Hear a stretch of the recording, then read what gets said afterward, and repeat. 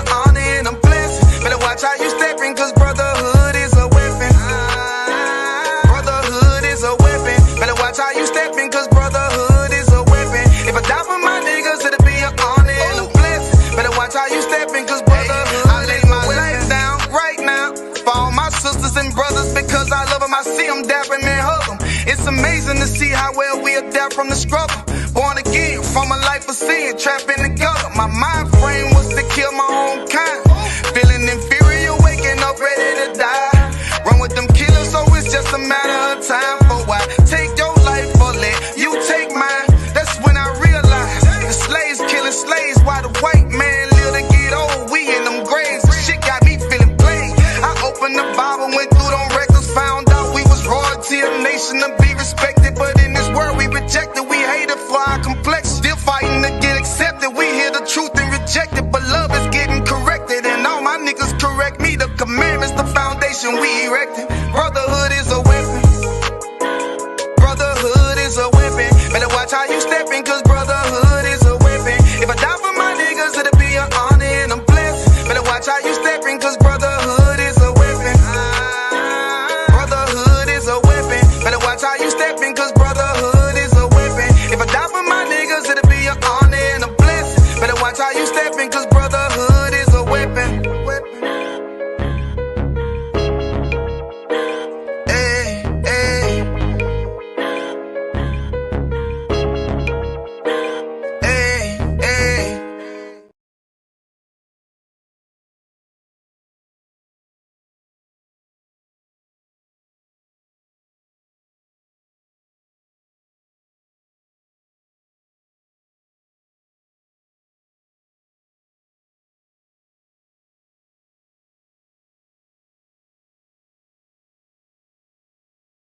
The greatest crime that's ever been done to black people in modern day history is not the killing of slavery, is not the incarceration in prison, is not the drug addiction. The greatest crime ever done to black people in modern day history was the adaptation of integration.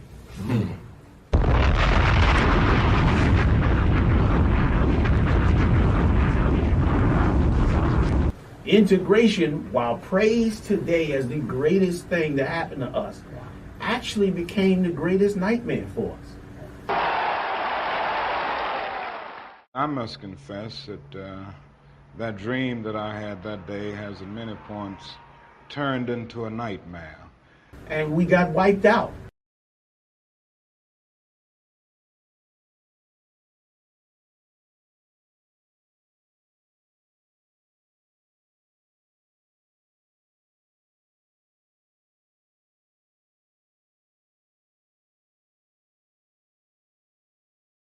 Shalom, Israel. And when I mean Israel, I'm talking about the black, Hispanic, and Native Indians. The Lord's 54th annual Passover is going down again this year, sundown, April 1st at 500 South Salisbury Street in Raleigh, North Carolina at the Downtown Conventional Center.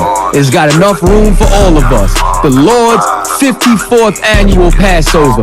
Last year, brothers and sisters showed up from all over the world, rocking ancient garments and glorious apparel in order to serve the Most High in Christ. Now, it's that time again. Commander General Yohanna is putting out the decree for all brothers and sisters to show up sundown, April 1st in Raleigh, North Carolina. Join us at the Sheraton in Raleigh, the hotel right downtown. It's at 421 South Salisbury. The Passover is right up the block at the convention center, literally within walking distance. Make sure you pull up. Make sure that you do your due diligence, because rooms are going fast and they are limited this weekend. You understand? We have months in advance of preparation. Do not wait till the last minute to get your room. The Lord's 54th annual Passover, Saturday, April 1st in Raleigh, North Carolina. Join us there. It's about time, sending curses to them enemies.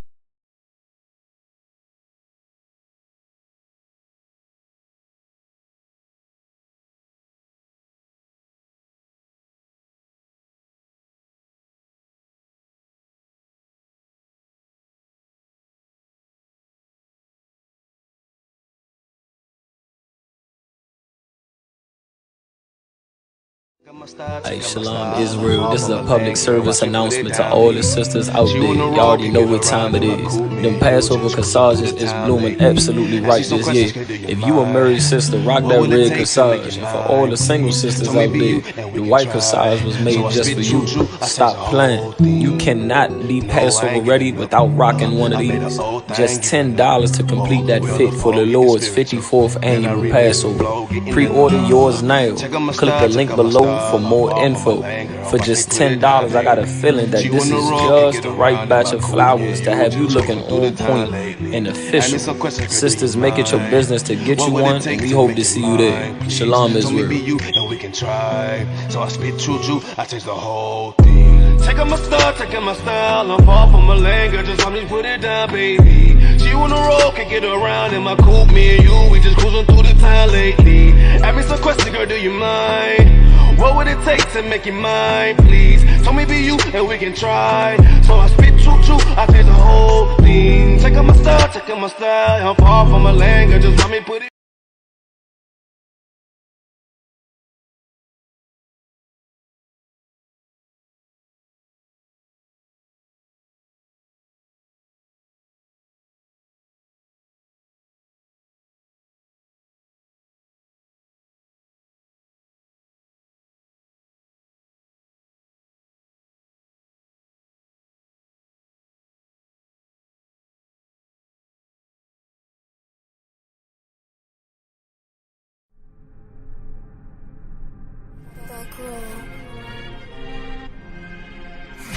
I.S.U.P.K. presents the 54th annual Feast of Unleavened Bread. Last year we did it big. This year is going to be way big. More brotherhood, more sisterhood, more UPK. On Sunday, April 2nd, 2023, we're going to be at 421 South Salisbury Street in Raleigh, North Carolina at the Sheraton Raleigh Hotel Ballroom. We're calling all blacks, Hispanics, and Native Indians to come join us.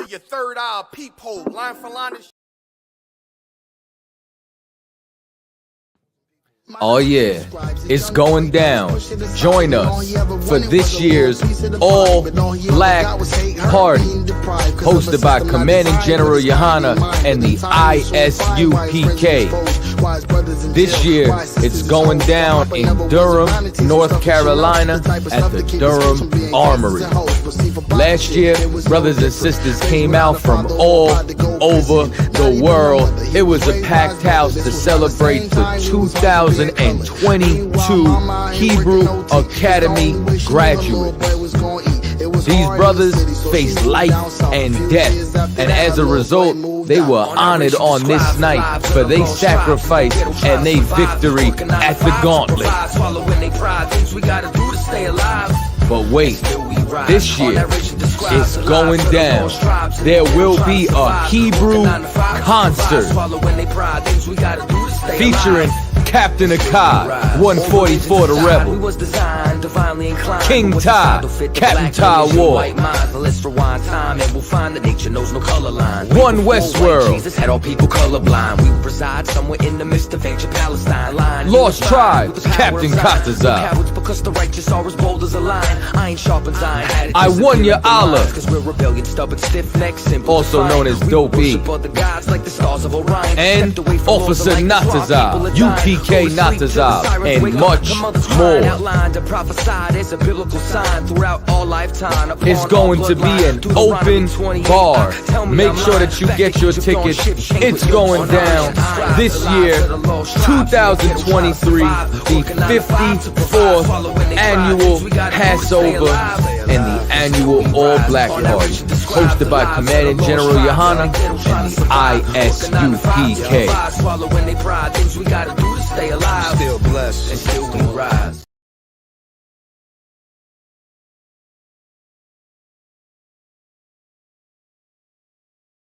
The 54th I.S.U.P.K. Passover. Raleigh Convention Center. It's called 8-1. When I finish, join us when I start. Big shine, big glow. I I'll be gone till November, let my bitch know.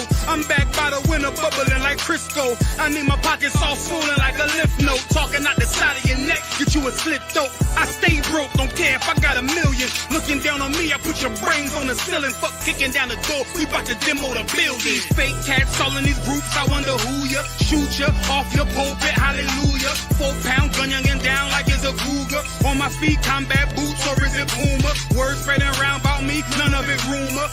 All truth, very big facts. Very large caliber on very small gaps. Compact pistols, ladders, and all that. About to throw the switch in the Nina for rapid fire. Got the 5.7 equipped with the magnifier. Boom shakalaka equipped with the rim rocker. We ain't really got beef, yeah, Ramak would have been shot you. The best rhymer, since Pac and Big Papa. Big llama, big juice, I'm Big Jamba. Quarter tank of gas, I'm riding a big chopper. In my shop, he was falling from the wall.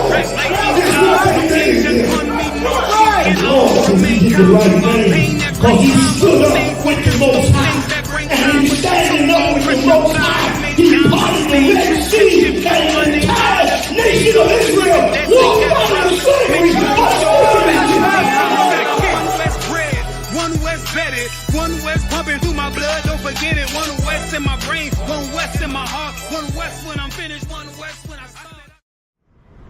This is the Raleigh Convention Center. It's a big lobby too. Yes, sir. Yeah. Convention Center, taking it to the next level, worldwide. Yes, sir. So these are the 2 escalators. Yeah. Yes, sir. Yep. It's 2 here. So up. we'll be A and B. Right? Right. So A and B. So we'll have from here to the back there. So Coming up. restroom. So A and B. Yeah. Okay. Yeah. So from here, I believe. They said that corner, that corner, that. Huh? From there, all the way down. Hey, let me tell y'all something, brothers and sisters. Okay, I want you to understand. I want you to understand something, and why this is so important. Because when Satan tried to overthrow the truth, it was but a handful, and I mean a small handful of brothers that came together. Big shout out to General Muhammad, General Maya, General Haas, General Shalmar, General Kathum Gabon, and General Q, and all the captains and soldiers that came through, and all the beautiful sisters. It was just a handful of brothers. And Satan thought to overthrow this truth, which is why we've been coming together for 54 years to promote this truth, and why you got to be here, why I want you here. I'm just telling you straight up. You know what I'm saying? This ain't even a promotion. This is why I want you here. Take a look at this. Give me a panoramic of this right quick. All the way around.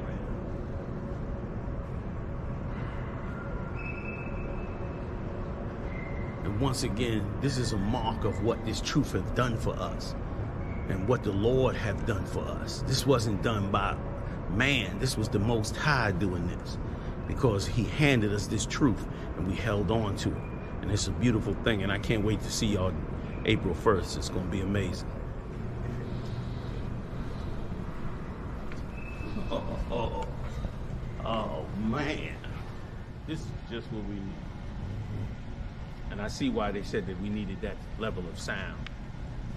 Because to reach this room, to fill this room, you need some serious sound. You know what I mean?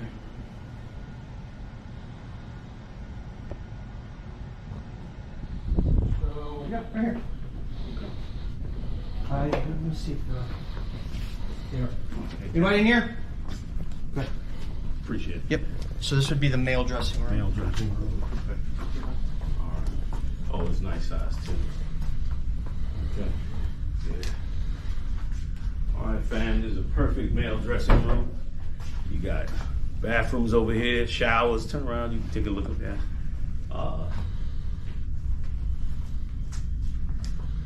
Get in here and get set up. So do exactly what you need to do. You know what I mean? And once again, it's deserving of the brothers who have been so strong to hold us down, for you to be just as strong and join them April 1st. It's an amazing thing. That's it. All right.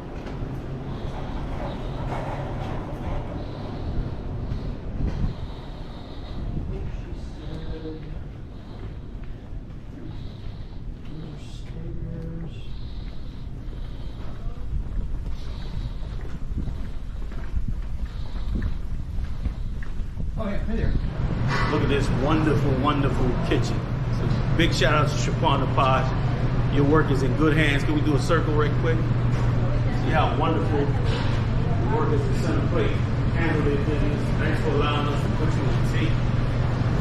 Showing what a great kitchen and a great operation this is. So I look forward to seeing everybody come on in, man. It's going to be amazing. April 1st, Raleigh, North Carolina, y'all. We at the backdrop of the convention center. We right across the street, doing it straight up in the Hanover room. Take a look at this room. Now they're gonna work this whole thing out for us. GEN.YAHANNA's class will be rocking on a level. And I mean, I'm standing in this room and the temperature control system in this room is absolutely off the hook. So it's gonna be comfortable, beautiful, fully decorated, ready to go. This is it, fam. We worked hard for this. We worked hard to get here. So let's get it on. Big shout out to General Muhammad. Big shout out to the class he puts on, smoking as usual. And, you know, it's going to be beautiful to get up in here, man, and do our thing. Also, Feast of Unleavened as well. We'll be getting together and bringing this brotherhood and sisterhood together. We got to fight to bring the 12 tribes together. You ain't going to bring the 12 tribes together without a battle. You got to go to war to bring them together. Christ said, bring them two sticks together and tie them together. Everybody make it out, man. We doing it up April 1st, man, the whole week. Whew, it's going to be beautiful. All right, y'all. Yes, sir. Like anything, if you want to accomplish anything, especially in the truth of the Most High, you warring against all the spirits that would like to see you destroy and like to see it fail. But through the grace and mercy of the Most High, great men have stood the test of time to create great things for the Most High. And this is no different. This is no different. This is a war and a battle to bring this truth where it should be.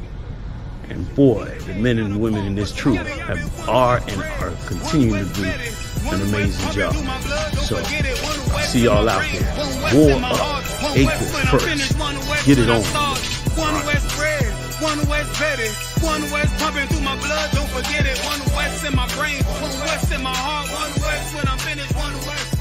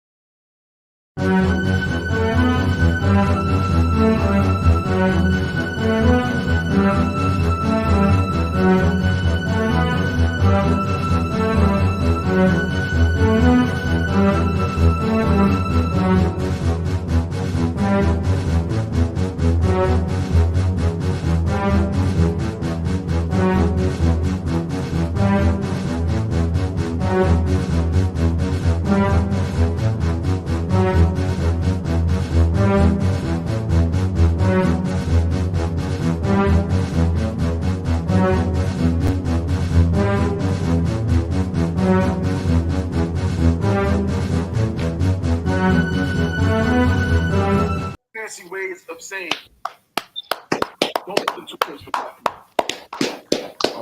All right. Yabsin Shabrakat Thumb. Yabsin Martin. Yabsin Shabta. What's going on, Akim? Everybody hear me to walk? Power concert. I don't raise my volume. Okay, yeah, now I can hear you. So what we looking like? You know, tonight we holding it down again for Command GEN.YAHANNA, hardest working man in the world. Give him a hand. Bringing us a strong Passover, very, very strong Passover. You know what I mean? It's going to be something, you know, for the record books. This one here is going to be definitely something nobody ain't want to miss. You know what I mean? So just about what 10 days? No, 14 days, right? 14 days exact, I believe. Just about. Kawaka. Yeah, just about 14 days, man. 2 weeks, shy of 2 weeks to the big day, and then the whole week is, the whole week is definitely gonna start from, I think, Wednesday. Wednesday we had the lamb slaughter from 1:30 p.m. to I believe 5:30 p.m. You know what I mean? It's gonna be an evening situation there with the lamb slaughter. Warrior, I think your camera is jammed up, brother.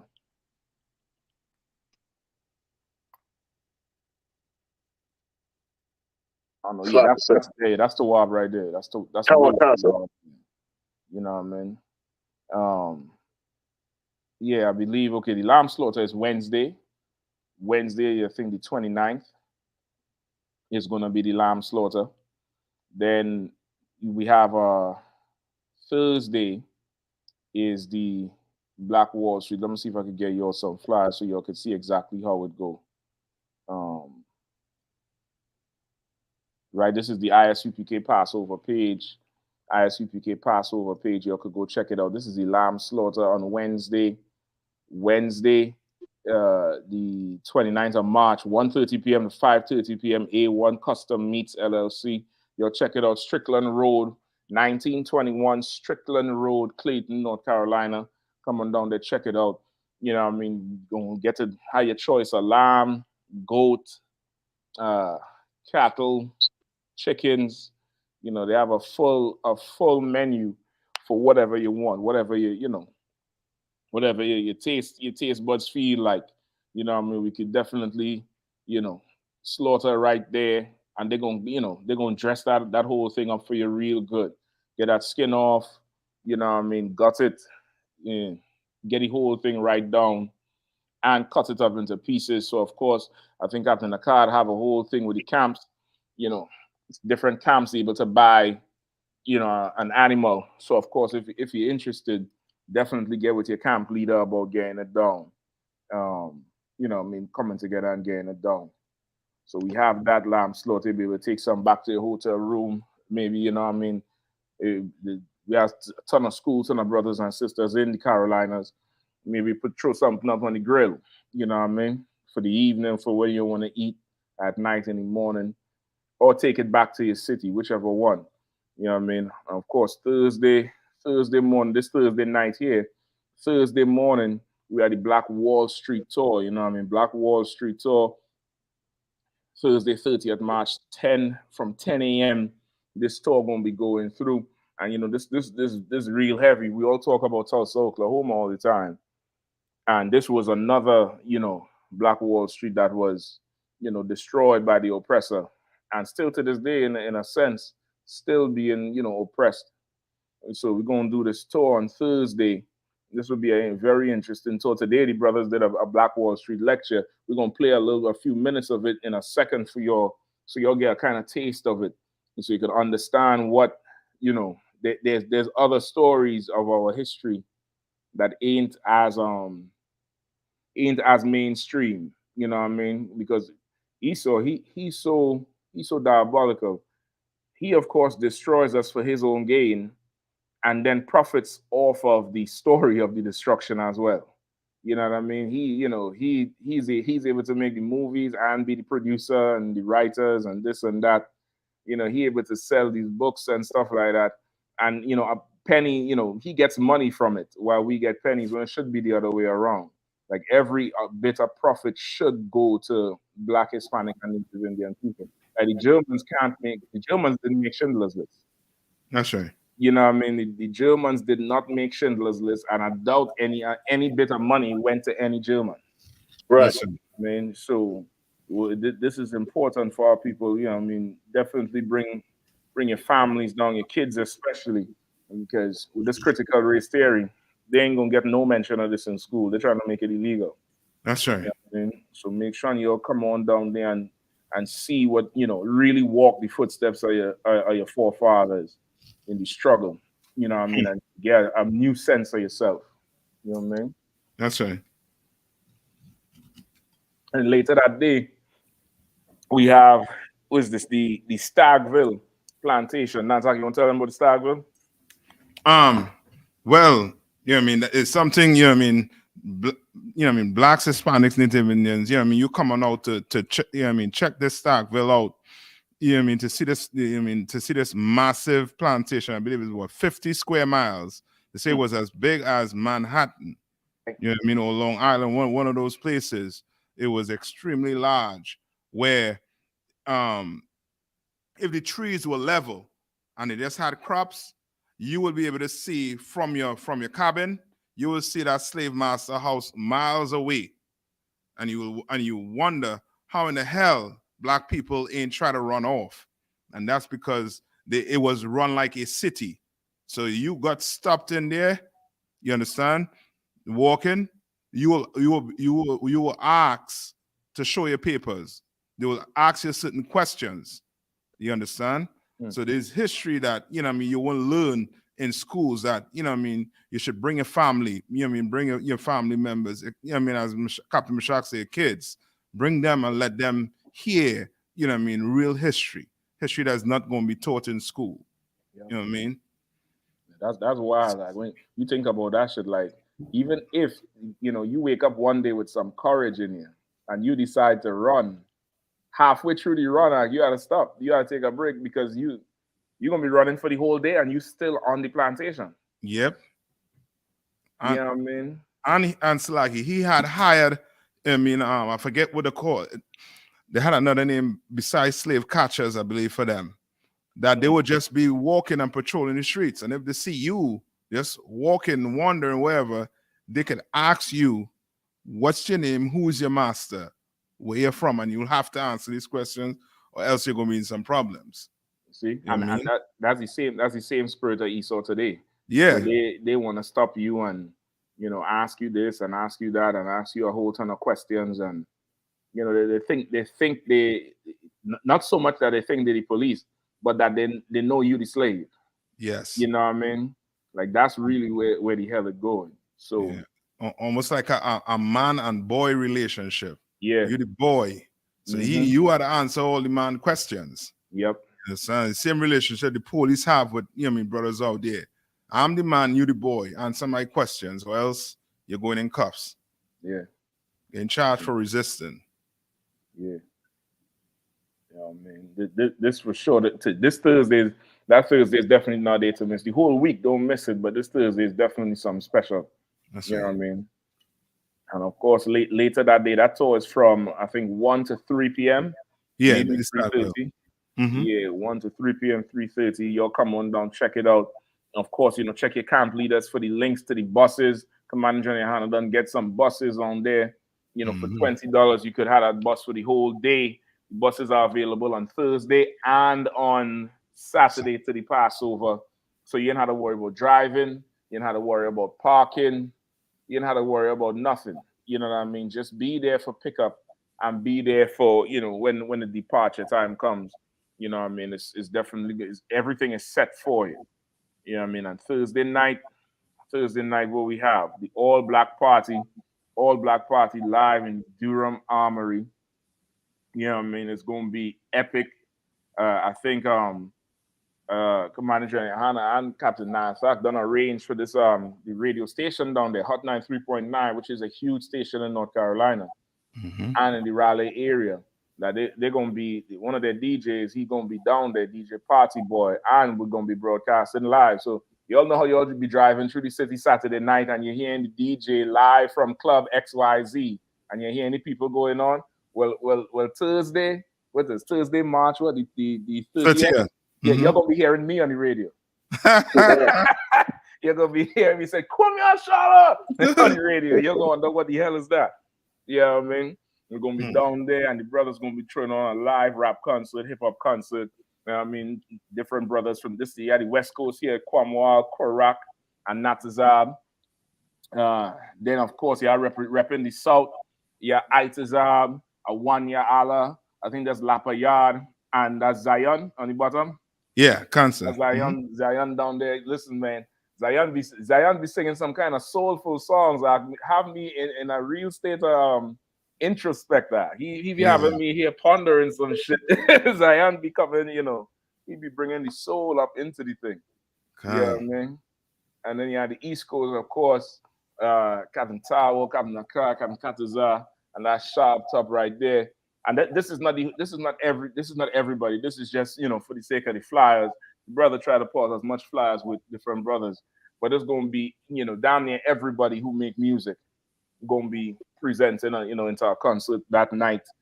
Don't miss it. It's gonna be, you know, it's gonna be an epic situation. Friday, of course, we had the kids' party. Hold on. I believe that's before Salakia. The flyers are all over the place. Friday, we had the kids' party Friday morning from 10 to 2. Y'all check it out. Contact Banas Shara 313-721-2310. That's 313-721-2310. Right?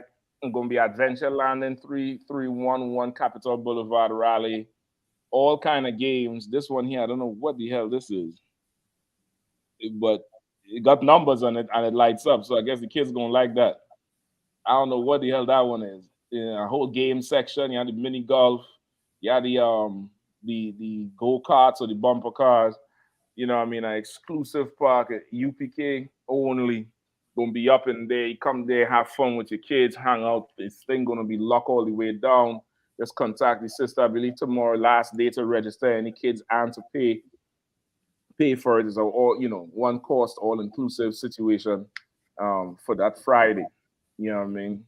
And you have Friday night, 12 Shield Jeremiah Hyman with the usual the annual scripture Passover scripture breakdown class, March 31st, 7 p.m. at the Sheraton Ballroom. It's that huge room the general was just showing us in that video.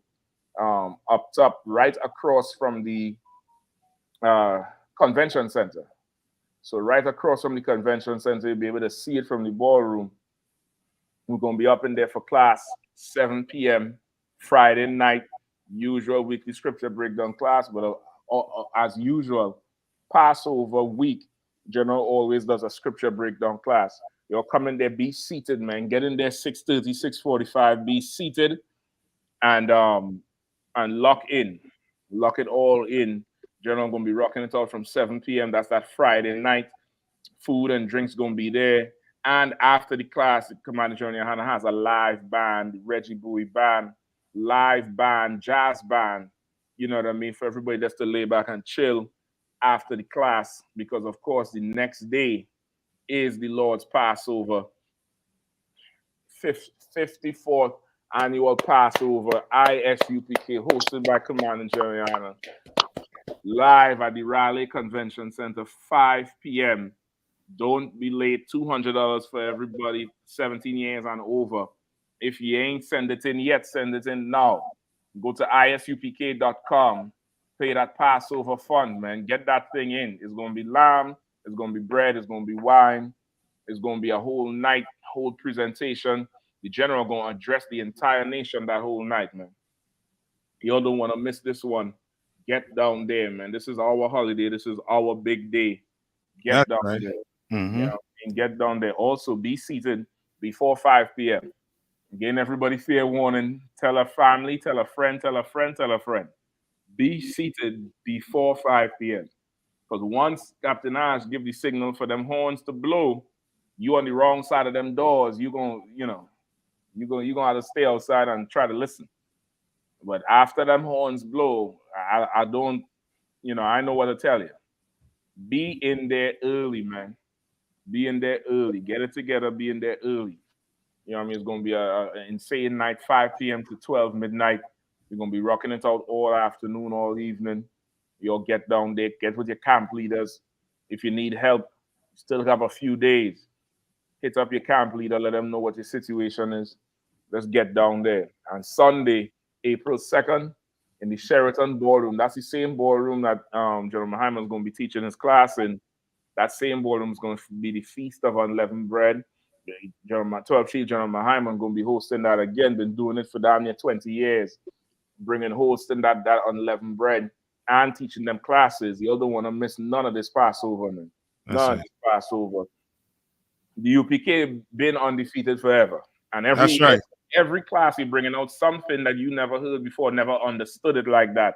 That's And right. no matter how much you try to come up against it, no matter how much you try to, reinvent something, there ain't no way, you know what I mean? This is the home of the truth. This is where it all started.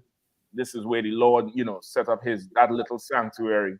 People coming in from all over, from Canada, Jamaica, UK, Trinidad, Puerto Rico, Bahamas. Yeah, come on. We're coming from everywhere. That's right. Down there in North Carolina, we're gonna be rocking it all the way out. That's if you right. miss this one, this is just your fault. You probably ain't that serious about the truth.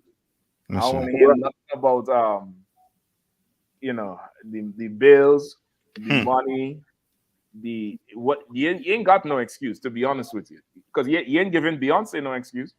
You ain't telling B, you wouldn't dare give Queen B an excuse. The Beehive is gonna get you. You know what I mean? You wouldn't dare tell Queen B nothing. So make sure, man, get down to that Passover. That's right. You know what I mean? Get down to that Passover. It's gonna be insane. Absolutely insane. So we're gonna get rocking tonight. We had to pump the whole thing. We're gonna be pumping it all the way through. Share, tell a friend, share this video, like the channel, subscribe to the channel. You know what I mean? We're gonna be rocking it out all the way, full tilt into April 1st right now. We're full steam ahead. We in range right now. You know what I mean? We're all the way in range.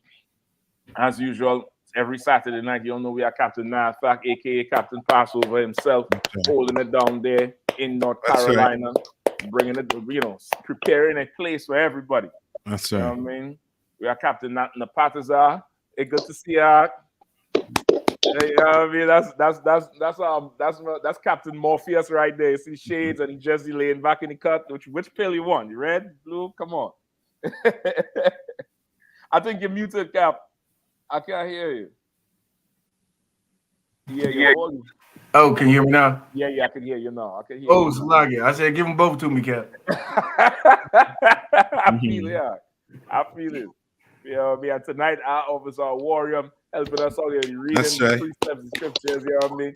You all know a warrior is my right hand man right here in DC. That's right.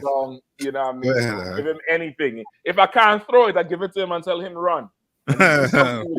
You know what I mean? So these brothers always come through. He gonna be down there as well. You know what I mean? Brother from tribe of Levi, always, from the day one in DC, always been rocking hardcore, always about the brother, always trying to help brothers out, push the truth to the fullest.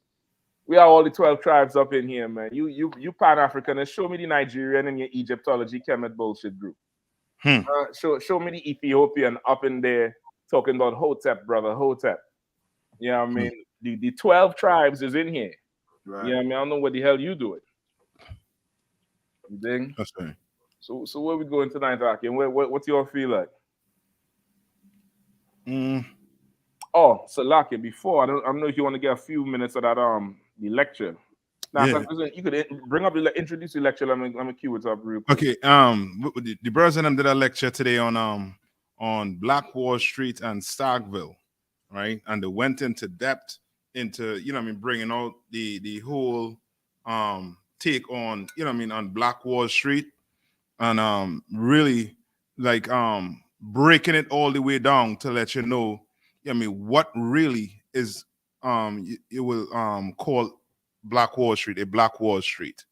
You understand? And they went into slavery. They try to link it from slavery, which is Starkville, and then come up to the Black Wall Street, and then from there they try to show us that that coming into the UPK and the teachings that you're learning basically in separating from your oppressor. That's how you're going to get your Black Wall Street back, and it's coming back. You understand?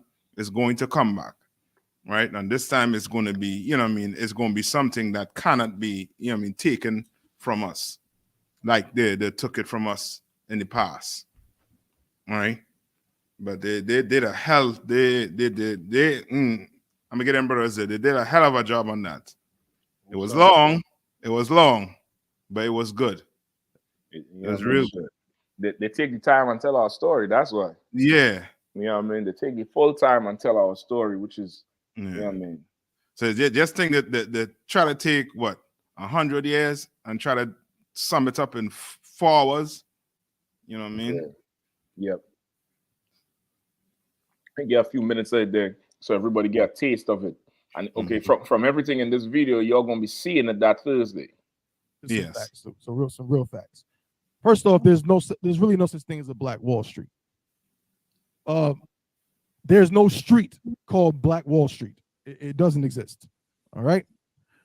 Black Wall Street is simply an epithet, a descriptive metaphor of post-slavery cities and towns with large Black populations that were mostly independent in terms of their institutions.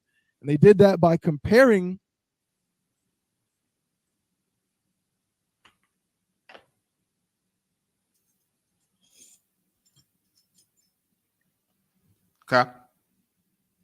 Yeah. So, Lucky, what's up? Oh, I wasn't hearing anything. All right, listen, let me pull it back then. So, Lucky.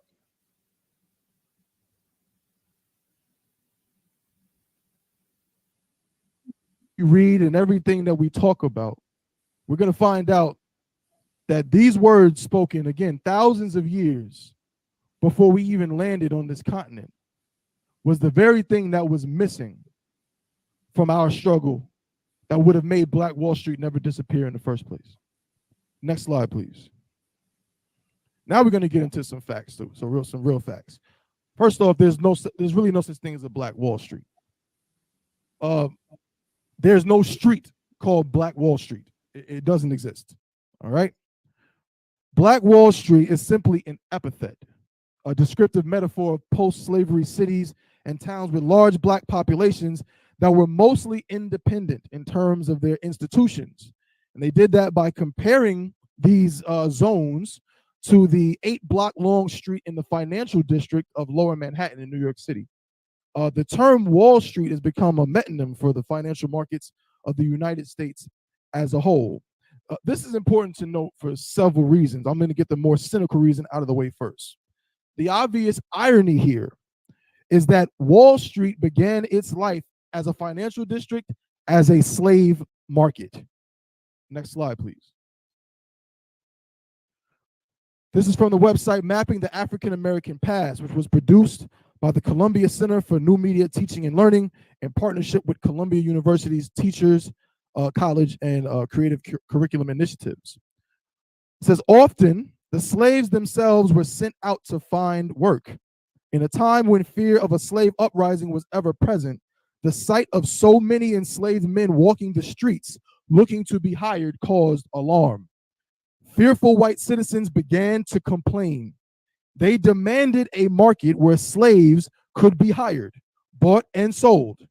Finally, on December 13th, 1711, the city council passed a law that all Negro and Indian slaves that are let out to hire be hired at the market house at the Wall Street Slip.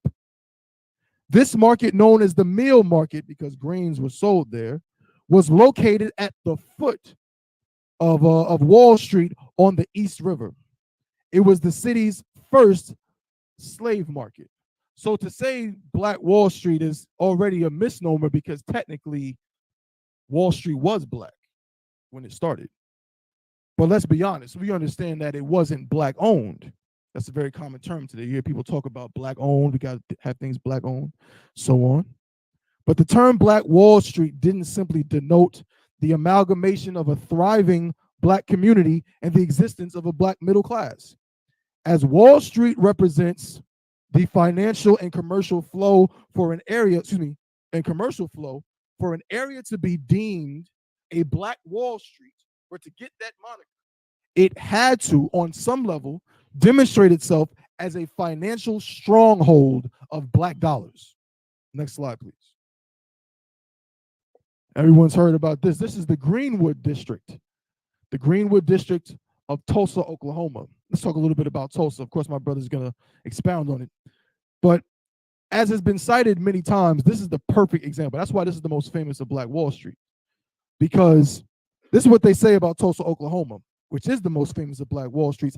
They say that $1 in Greenwood, Tulsa, Oklahoma, circulated 36 to 100 times and remained in Greenwood almost a year for leaving. That means black dollars going to other black people over and over again before somebody would say, well, let me go and, spend it over here. But the dollars circulated in this community.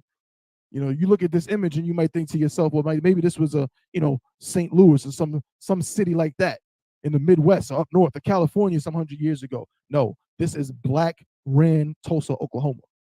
Before we know what we know happened, all right? Let's get a little bit more on the financial health of that area. It was so strong. Check this out. The state of Oklahoma had two airports, right? But there were 6. Now, which part of this one, what he bringing on for sure heavy here with Tulsa, but is it coming up where he talking about the one in North Carolina?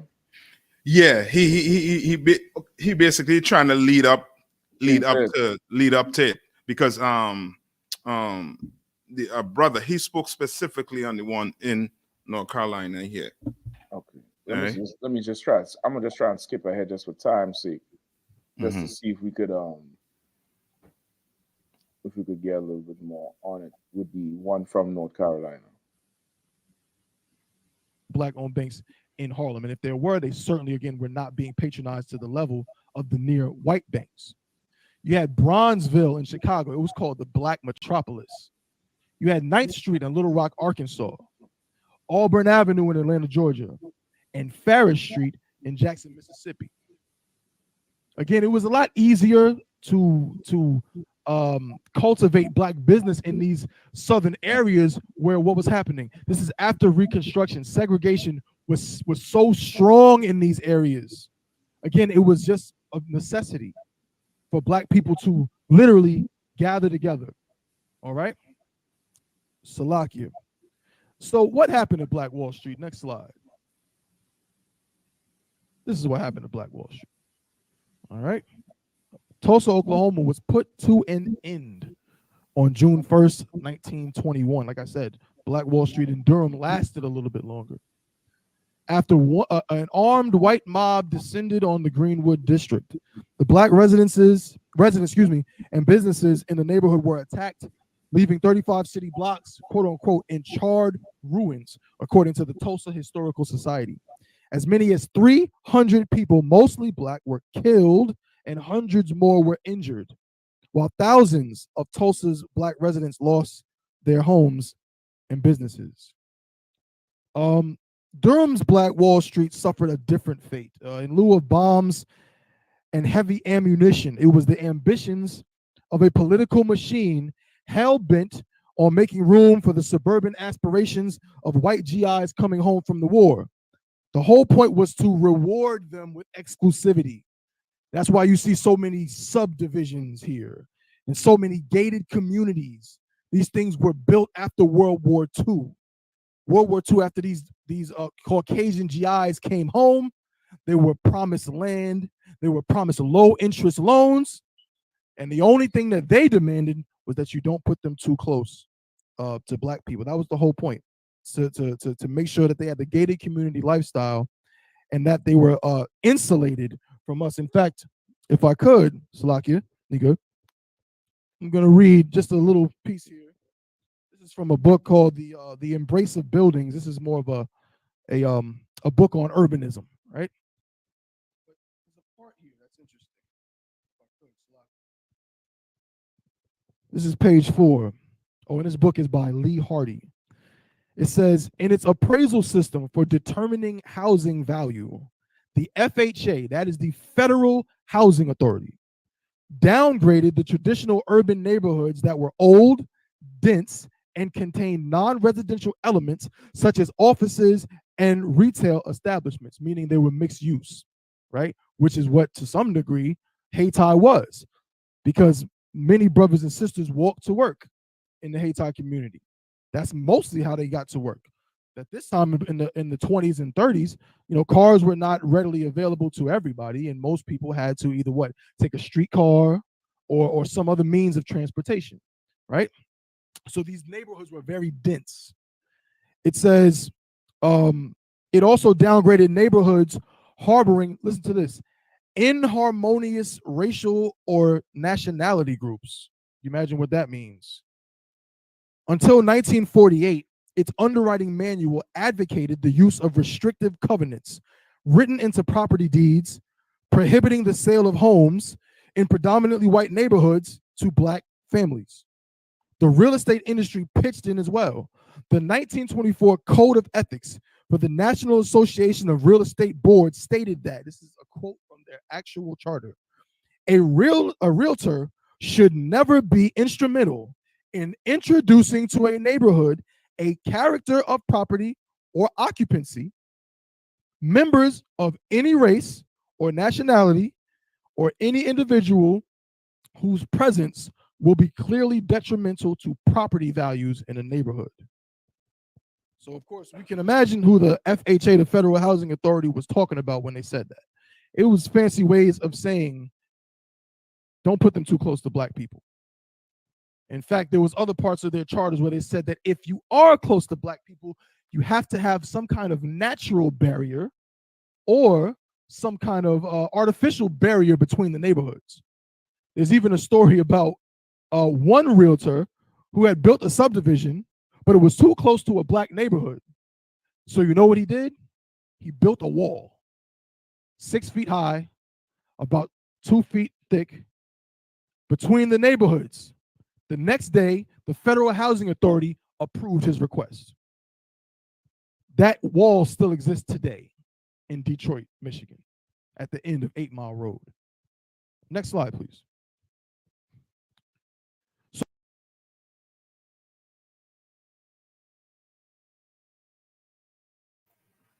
You muted, Cat. We can't hear you. Salakia, Akim. I appreciate that.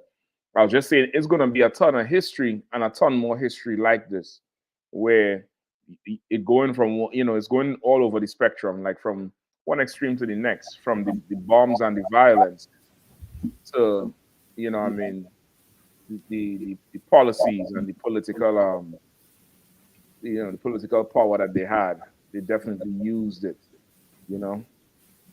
So come on down, check it out, get with your camp leaders, find out some more about it, so y'all can be there to hear, more about the Black Wall Street and that Starkville. So that Starkville plantation alone is going to be insane. Hearing the size of it is, it's crazy. Man. So. Yeah, they're standing up in the cabins alone is scary. Just thinking that black people, just think you had a house upstairs and downstairs, 4 rooms, and it's maybe I would say maybe 10 by 10 if so much, and each room has a family. You know what I mean? Like it's ridiculous. So some rooms with that 10 by 10, you might be in there with 5 people. Right. You understand what I'm saying? The other room, it might be your grandparents and them. You understand? And then upstairs, it's other families. So it's close to like 20 people in one, 20 to 30 people in one house. Like a prison. 4-bedroom. Like a prison. You know what I mean? So, you know what I mean? And one window to look out for each room, I believe. And you open that window, and all you're seeing is fields where you have to work. You know what I mean? That's very much like a prisoner. Yeah. Something like a prison, down there, prison housing. Just cram you in as much as, that as tight as it could be without dying. That's basically it. Right. Enough room to be able to survive and breed and make more slaves. That's all. That's really all you need, according to the oppressor. So it's crazy thinking how they survived the winter too. It's oh man. Well, the That's definitely why the oppressor kept it in the south, because the winter, you know, further up north will just, you know, kill the stock, kill the livestock. You know what I mean? Mm-hmm. You know, the being in south gave us a fighting chance, but shit. You know what I mean? To get them crops to go year round, he can't have no plantation in New York. He gonna be losing money due to the winter. You know what I mean? Like this nigga changed the time, man. He put daylight savings time to make more money, to make it more profitable for 1 extra hour.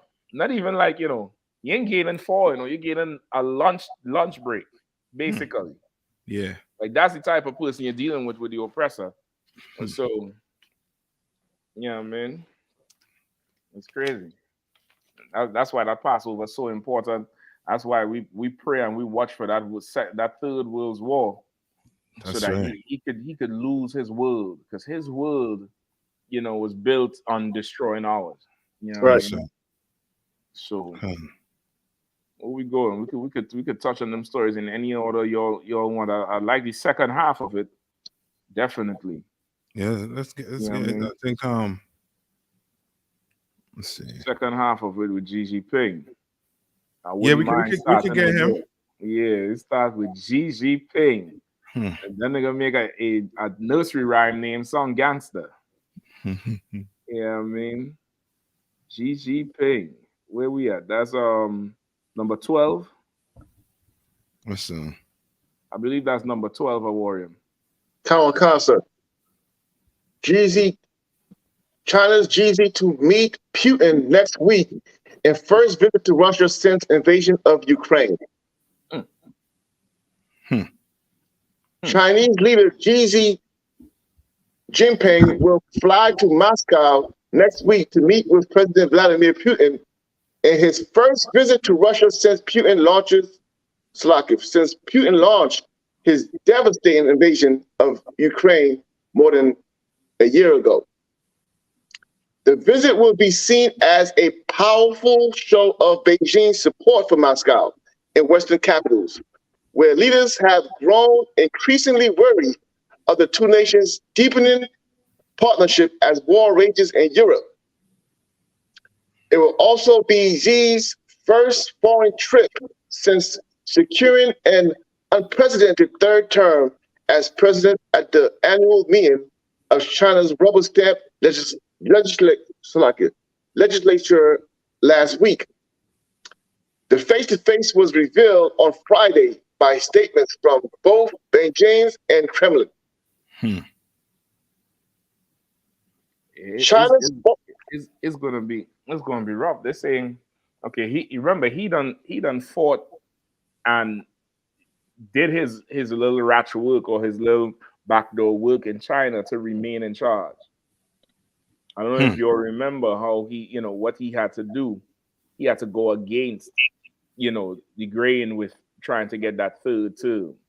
You know what I mean? So he, you know, him being in there, down there, he pushed to make sure and stay in there to keep a support or an ally for Russia. I believe that other fool was more on, you know, he was more democratic than you know, than the other side. You know what I mean? Yep. And too, I don't know if you heard, but they're trying, the international court has a warrant out for Putin pertaining to some I think they're trying to link him to some war crime. Yeah. And they're trying to, what they're trying to do is that, you know what I mean, you know the America and the propaganda, you know what I mean? So they're using the whole this whole situation with Putin, right, to make countries decide on if you're going, is like, you know what I mean, is almost like you done with a criminal, like you painting this person to be a criminal, and now are you going to be friend with this criminal? You know what I mean? So that I think it's over 170 something countries. They say if he goes into any one of those, they might try to hold him. Try to. You know what I mean? And now So China come and make that statement, So now China would basically.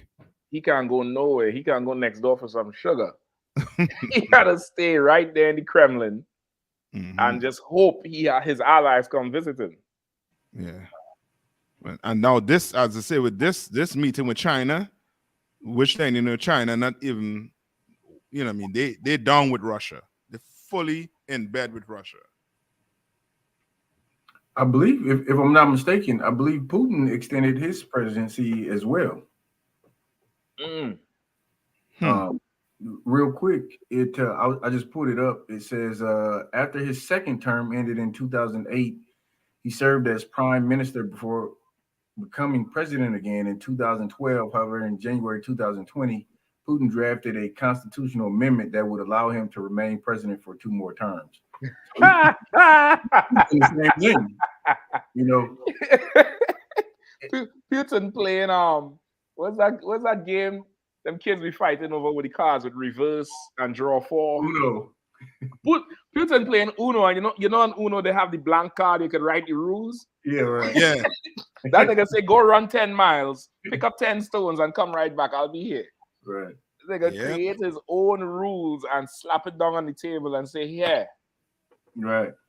And it's beautiful too, if I could, because the Lord knows just who need to be in there to get this thing popping. You know, these fools, both these fools, and say, you know what? Hey, I'm staying in here. We got something to do, and the Lord is moving all the chess pieces right where we want. Yep. That's it. Yep. That's that Ezekiel 38. Like the Lord stirring them up and giving them the heart to do what they had to do. Yep. You know what I mean? Because it takes some heart to do what he had to do, knowing how much people dying and suffering, and then to sit there every day and watch it happen and not be moved. Like, you know, the Lord done prepared your heart, like the scriptures say with Pharaoh. You know what I mean? And Warren, if you could pull it for me with Romans 9, I believe. Come on. Where he hardened Pharaoh's heart. 9 and 21 or something. Yeah, if it's not there, you might have to get the original one in Exodus, but I believe it's in Romans as well. Come on. Right. If not, we could grab it in Exodus 7. Should be Romans 9 and 12. Romans 9 and 12. Try that, Warren. Come on. You know what I mean? Because these guys here playing for keeps. You know what I mean? They're fully playing for keeps. They're really about, you know, their people. Yeah. You know what I mean? Like he ain't trying to get a second term to buy a Bentley like your preachers and your politicians. You know what I mean? He ain't draft up some new amendment so he could he could embezzle more tax money into some private corporation. You know what I mean? Like he's about his people, and by no means don't nobody take this and say and say that I'm saying that Putin is right for what he's doing. I'm just trying to show you the difference in the lengths he is going for his people and what our leaders are doing for us. What your leaders are doing for yours. In this case, I had to say your leaders because the leader up in here, he doing a hell of a job for us. That's right. Yeah, he doing a hell of a job for us here. You know, on this side of the fence here, it is. You know what I mean? I worry him again. Oh, Salaki, that was the wrong one. I got the one in Exodus. Salaki. No sweat. Yeah, I think it definitely would be in Exodus. Exodus 7, I believe. Yeah. Romans chapter 9, verse 17. No, Exodus 7. Oh, you found it in 17? Come on, sir. Romans chapter 9, 17. For the scripture says unto Pharaoh, even for this same purpose have I raised thee up, that I might show my power in thee, and that my name might be declared throughout the earth. Right, I'll take that too. You know, the part so you could hold the one in Exodus 2, right? I think Exodus 7 on. But this one here is really, they go hand in hand. Like you're watching what's happening here, like, and you know, the Christians, they don't understand what's really going on between you know, Russia and China. They don't understand this alliance and really you do the history on these people. This alliance goes way back, since the capital was in Kiev. This alliance, this Far East alliance, it goes way back, and the Lord wants it to happen so that He could come and destroy them before your eyes. So maybe then you'd believe. Maybe then you would honor the Lord. Maybe then you would look and be like, damn, there is somebody more powerful than made in China. There is somebody more powerful than Moscow and the Ruskies. You get the point? That's So it. you like we look at these two nations, and we have these predetermined, concepts in our mind about them because of the media and TV. The Russians and the Chinese, the Italians, we have all these predetermined things in our mind. The Lord wants to sit in your mind with that type of rulership too.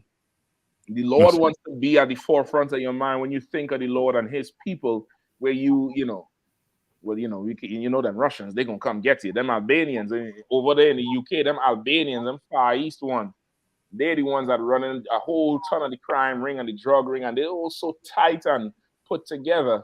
And people look at them like, this is no people to mess with. Meanwhile, they do whatever they want to us. You know what I mean? So it's the Lord raising this thing up and putting it together so that He could come and crush them and show the world who He is and lift His people up to the point where other nations gonna look at us like, don't mess with them Hebrews. That's right. Don't touch them Hebrews. Don't do nothing to them Hebrews, because they have a power behind them. Right. You know what I mean? You got anyone in Exodus? Yeah, Come on, sir. Go ahead. Exodus chapter 9, verse 12. And the Lord hardened the heart of Pharaoh, and he hearkened not unto them, as the Lord has spoken unto Moses. And the Lord said unto Moses, rise up early in the morning, and stand before Pharaoh, and say unto him, thus saith the Lord of the Hebrews, let my people go, that they may serve me. What verse you at? Verse 13, sir. You said Exodus 7 or 9? Chapter 9, sir. Exodus 9. Hold on. I got the one in 7 if you want that. Yeah, I want the one in 7. Exodus 7. Go ahead. Come on. This is Exodus chapter 7, verse 3. And I will harden Pharaoh's heart and multiply my signs and my wonders in the land of Egypt. That's where it started. That's where it started. Go ahead. Verse 4. But Pharaoh shall not hearken unto you, that I may lay my hand upon Egypt and bring forth mine armies and my people, the children of Israel, out of the land of Egypt by great judgments. Right, that's what's going on. Like the Lord had to make Pharaoh take a proud stance, a proud and hard-hearted stance, which is how the heathens are. That's just how the heathens are. And of course, the Pharaoh of America, who's right now Biden, he's the same way. They don't give a damn about nothing. If you don't vote for me, you ain't black.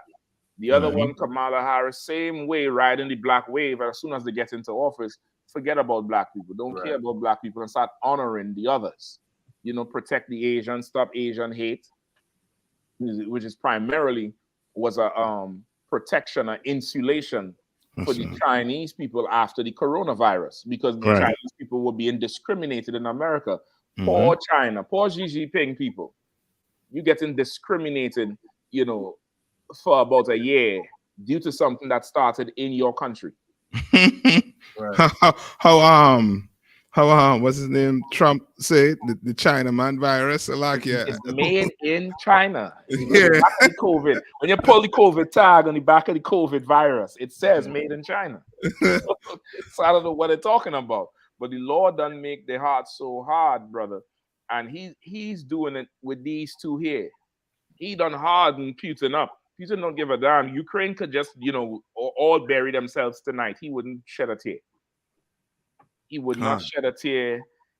He don't care what they say about China. He don't care about no sanctions and no warrants from nothing. Them two, they coming together to do something so the Lord could draw out these nations into the Third World War, because he wants to deliver Israel out of Egypt. That's it. You know what I mean? He wants to deliver Israel out of the hands of these oppressors, and this is how. That's right. You know what I mean? And Salakia Kapaz is saying that too. I recall what they were saying about Putin and how he's, I think one of the charges they're trying to put on him, it has to do something with the kids and how he treating the children. And apparently they're saying, they're claiming that he's kidnapping kids from Ukraine and bringing them to Russia. You understand? And then the Ukraine's family, the members have to now search them out and try to get them back, the kids and them. So now when you hear that and you see what America is doing to the Mexicans on the border, right? Like, how is that different?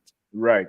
How is that different? You trying to say he has crimes? Then America, you had to have, you know what I mean, the most amount of crimes on the planet Earth against blacks, Hispanics, and Native Indians. Right. And nobody charging you all. That's right. Nobody. That's right. You understand? Where's the international court for how America is dealing with black people? Right. You understand? Where's the international court for the way America is dealing with the so-called Native Indians? Where it is nowhere to be found. Right. You know what I mean? We should let you know that, as they say, the Lord is hardening these people's hearts. You know what I mean? Pharaoh's heart, hardening the heart. You know what I mean? So that when he come to deal with them, they have no excuse. No excuse whatsoever. None. You know what I mean?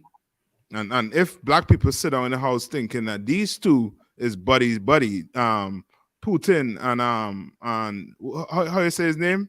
Xi-JinPing? Xi-JinPing. You understand? If you think they're buddies, you think again. This is a business deal. You understand? Putin love his people. Xi-JinPing love his people. You understand? But they two have a common ground, a common enemy, which is America. You understand? And that's what bring them together. Now, black man, you mean we have a common enemy, Hispanics and Native Indian. What's going to bring us together?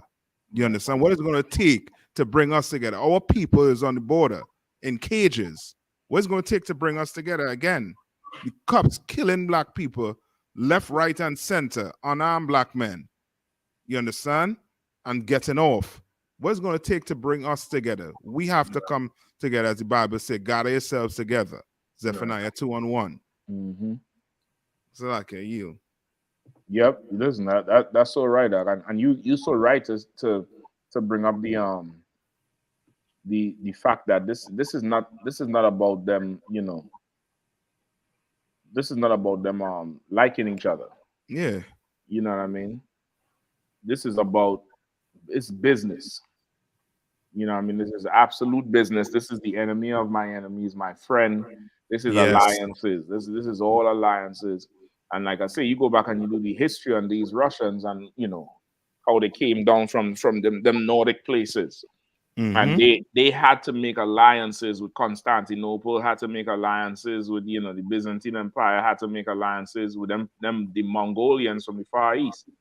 They had to do that, and still to this day, they're doing the same thing to protect the territory. And the Lord is having them do it and hardening them up in it, not making them soft, not convicting their spirit. Yeah. You know what I mean? They feel they're right, Biden feel he right. No problem. Let's see. Let's just see what the hell is going on. Yeah. You know you think Putin ain't making joke? This man taking a picture with his eyes closed, it looked like. You think Putin ain't making fun of that? You think Putin ain't laughing at that? Come on, man. They're laughing at each other, but when it comes to, you know what I mean, the people, they're gonna sit down and come to some type of agreement. I give you these ships, these rockets, I'll give you this oil, this gas. You know what I mean? They're gonna make deals to survive. You know what I mean? Yeah. What we gonna do? Yep. You know what I mean? What we gonna do? We gonna continue selling poison to each other. You know what I mean? While the so-called oppressor try to conquer this earth, he's trying to go to war with Russia and China for this earth. He already in space. He already up there. He want to take over this entire earth, and he wants to go to war with them. He's just trying to make his image look as he is not the aggressor, when he has been the aggressor for years. You. Yeah. Salaki, sir. Yeah, please, If I could, what you said, what Captain I thought was bringing was so heavy, because I was just thinking, like the scripture we just read, Pharaoh did what the Lord said, but when the Lord hardened his heart. Putin and Xi are going to do whatever the Lord said. Hell, Satan does what the Lord said. But like Captain Arthak said, what are we going to do? Blacks, Hispanics, Native American, Indian. Right. I mean, that's what it comes down to. The enemy is going to do exactly what the Lord said for the purpose of seeing what are we going to do. You know, and that's what where the battle is at. And Blacks, Hispanics, Native American, Indian, they better show up to the Passover this year. That's what they better do. So right. That's right. That's right. That's right. I worry him. That was a heavy point. Satan obeys the Lord. So Yep. if Satan obeys the Lord, you know, these two is doing exactly what the Lord say.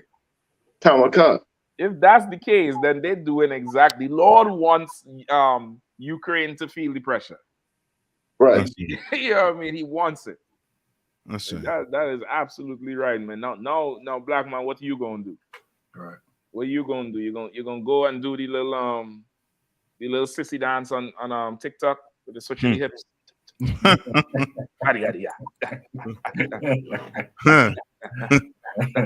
While slanty-eyed man going to Moscow to drink the best vodka in the world. You know what I mean? He going to Moscow next week to drink the best vodka in the world. It's insane, it's insane. And you know, America on the verge of trying to ban that damn TikTok. They're trying to come up against it, saying how, you know, the Chinese are spying using the TikTok app. But for the last 20 years, America been spying on everybody with Facebook. Right. Yep. So I don't understand. Like, what's the problem? You know what I mean? Like this meeting here is more than a little bit. It's way more than a little bit. You know what I mean? And you remember too, not too long ago, America went ahead and pissed off China by going into Taiwan. Yeah. You know what I mean? And listen, they didn't send Biden. They didn't send the ambassador. They allowed Nancy Pelosi to go in there as a woman, as a House Speaker. And it's been about 25 years or 35 years since the last speaker did something like that. You know what I mean? So they done pissed China all the way off. China ain't forgetting that shit. Yeah. You know what I mean? They ain't forgetting none of that. As soon as America's that Air Force One left, they was there, you know, shooting missiles into the water around Taiwan. Over the country. Yep, letting them know, look, nigga, that bitch can't save you. She gone. You know what I mean? And so Xi-JinPing going up there to make sure and secure whatever alliance they have, because they heading into the Third World War. They done seen what America done. America damn near come like the Germans right now of World War II. What's that? America now sitting in the seat of the one to be stopped. Yeah. They're trying to make everybody think it's Putin. Yeah. But these other nations, they're gonna come together and they're gonna view America like the Gestapo. Right. Yeah. They're gonna look at America like the Gestapo, and they're gonna look up to fight America, and they're gonna start fighting each other. And boy, Christ's gonna return, and that's gonna be the end of that. Right. You know what I mean? That's what Christ won them. Any more on there, a warrior? Come on, Constance. Let's move to the story, sir. China's foreign ministry said the visit will take place from Monday to Wednesday at the invitation of Putin, and confirmed that the war in Ukraine will be a core part of the talks. Like, again, a little feedback from somebody. Anybody have a speaker playing? I'm a mute mine and see. Mute mine. Just one at a time. Napas is on mute yours. Go ahead, warrior. Come on. Napas is on mute yours. Go ahead, warrior. Come on. China's proposition boils down to one sentence, which is to urge. Napas is on yours. Mute yours. Natak on mute yours. Go ahead. China's proposition boils down to one sentence, which is to urge peace and promote talks. Foreign Ministry spokesman Wayne Webben said. The Kremlin said one second, Warrior. Y'all hearing any feedback when I'm gonna mute mine? I just want to know if y'all getting any kind of feedback. The Kremlin said the two leaders will discuss topical issues of further development of comprehensive partnership, relations, and strategic. It might be me. All right, go ahead. Cooperation between Russia and China.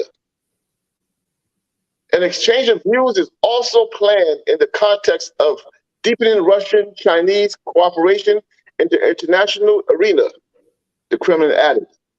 A number of important bilateral documents will be signed.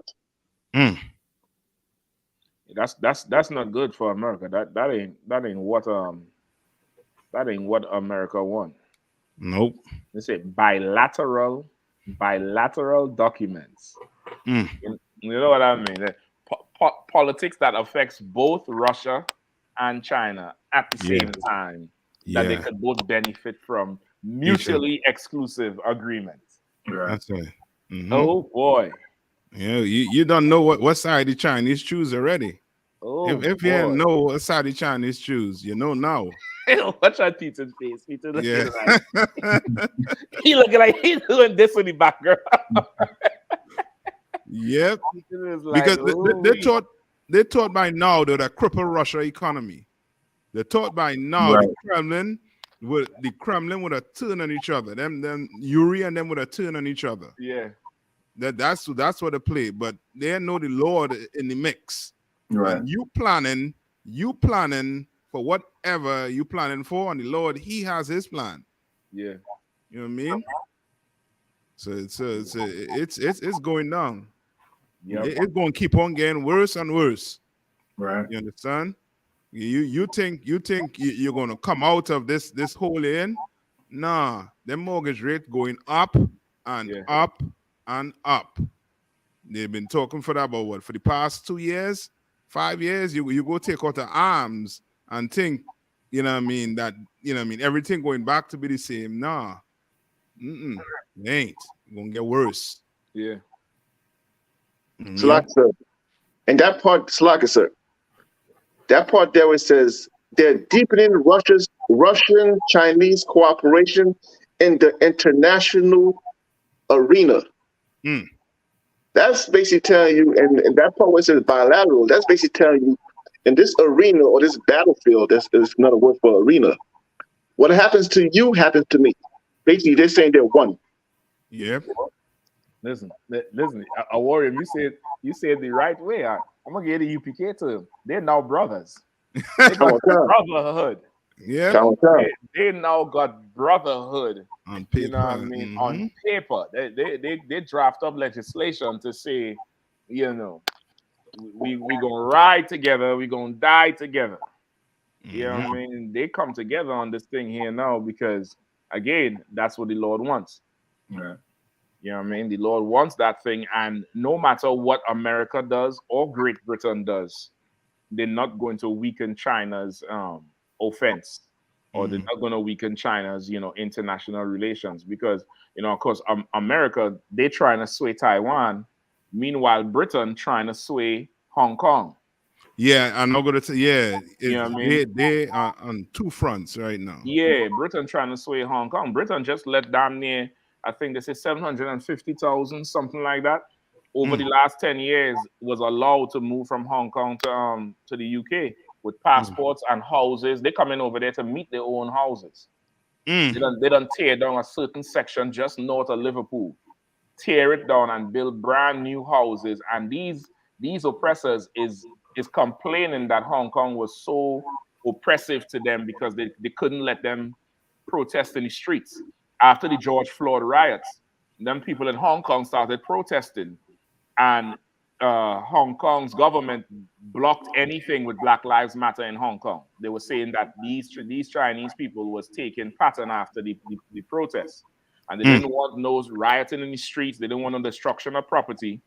And of course, the Queen come and die, and brother, they had some bilateral agreement the same way that people from Hong Kong could get British passports could get damn near residency to go over and live and have houses. And now, brother, they have a whole program with a whole Chinese real estate company that only speak in that language. I don't know if it's Mandarin they speak, I can't remember. But they dealing with them and virtually showing the house off to these people in Hong Kong on a Zoom call.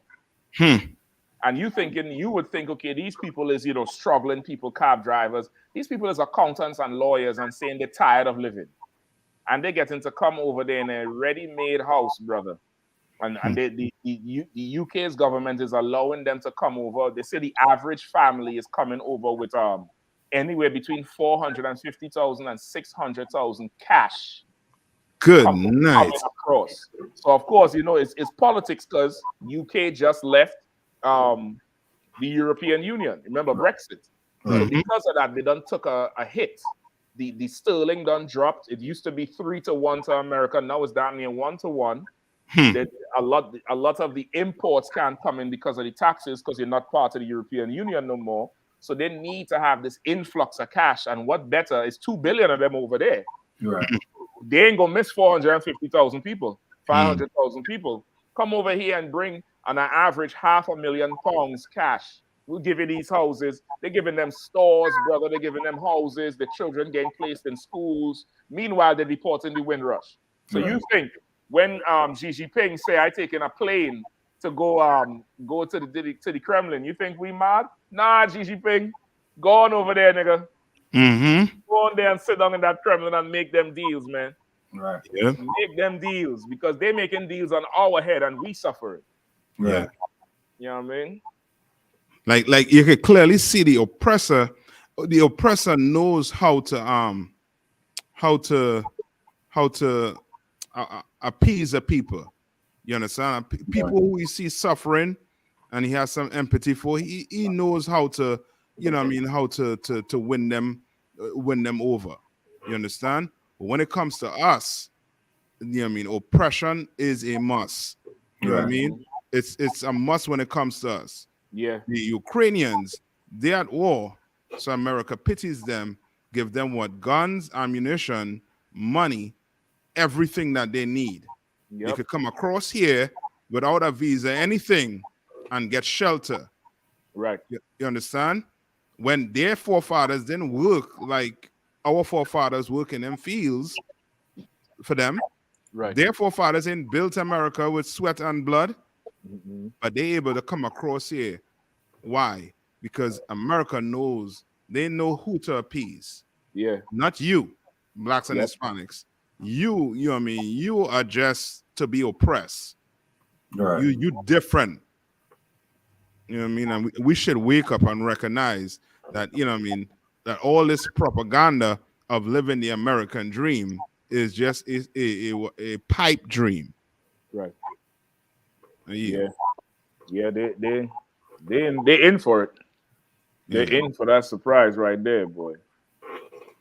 You know what's beautiful about this, sir, if I could, is the Lord ain't requiring us to come together with another nation to get out of this condition. Like China has to merge with Russia, and they got to fight America on the forefront. You got, Kim Jong-un, he's now launching nuclear missiles from the submarine. Like, everybody is going to have to come together. The Lord ain't requiring that of us. All he's requiring of us is to serve him. We ain't got to lift a finger. Yeah. We ain't gotta, go buy missiles. We ain't got to join no military. Only thing you got to do is serve the Lord. And that's the call to all so-called blacks, Hispanics, and Native Americans. That's right. Yeah. And that makes us even so immune to being taken advantage of. Because even in this bilateral agreement, they don't sign in here. Wherever there's room in that agreement had to be so airtight, because wherever there's an inch on either side, the other side going to try to take advantage and capitalize. Right. So that had to be so airtight. So now for the Lord to just say, well, listen, you all ain't how to join nobody. You all don't have to force your people to join nobody and appease them and condescend to them and give them incentives. You all just stay there, obey the Lord's laws, go to the Passover, look up, come together, have brotherhood within each other, within the 12 tribes. And these nations, all these agreements, they're gonna curse these agreements. They're gonna curse the day they make these agreements in a short time. Mm. In a short time. So like them Chinese gonna learn that the oppressor, he don't care what's on paper. He does not care. Right. I mean, they be thinking that that the Russians different from the Americans across here. When America never kept any of the treaties they make with the native Indians. Yeah. What make you think that Russia gonna keep them treaty with them so-called Chinese? Listen, they better go and learn from France. Yeah. You know what I mean? France Prime Minister Macron was surprised that Biden changed his mind on the deal. You remember the submarine deal? Yeah, with Australia, one of them. Yep. Macron said, he said he's operating like Trump. So, which means Macron thought Biden was a different devil than Trump. Yep. And he found out the hard way. He found out a truth that cost him 65, I think, was it 65 million or $1 billion? It could be billion because them submarines, I know it's not one. Yeah, the submarine deal was a huge deal. Yes. It was a big deal, and it was supposed to it really be like America injecting some finances into France, because France damn near fell apart a few years ago with all the protests in the street. Yeah. You know what I mean? And the protest in the street was from the truckers and the transportation people. You know what I mean? They was rioting in the streets of France. So, he trying to inject some energy into France. Biden hit him the switcheroo. Oh, you got to be quicker than that. Yeah. That take away that damn deal from them. 90 billion, Cap. 90 billion. 90 billion. Damn. Good night.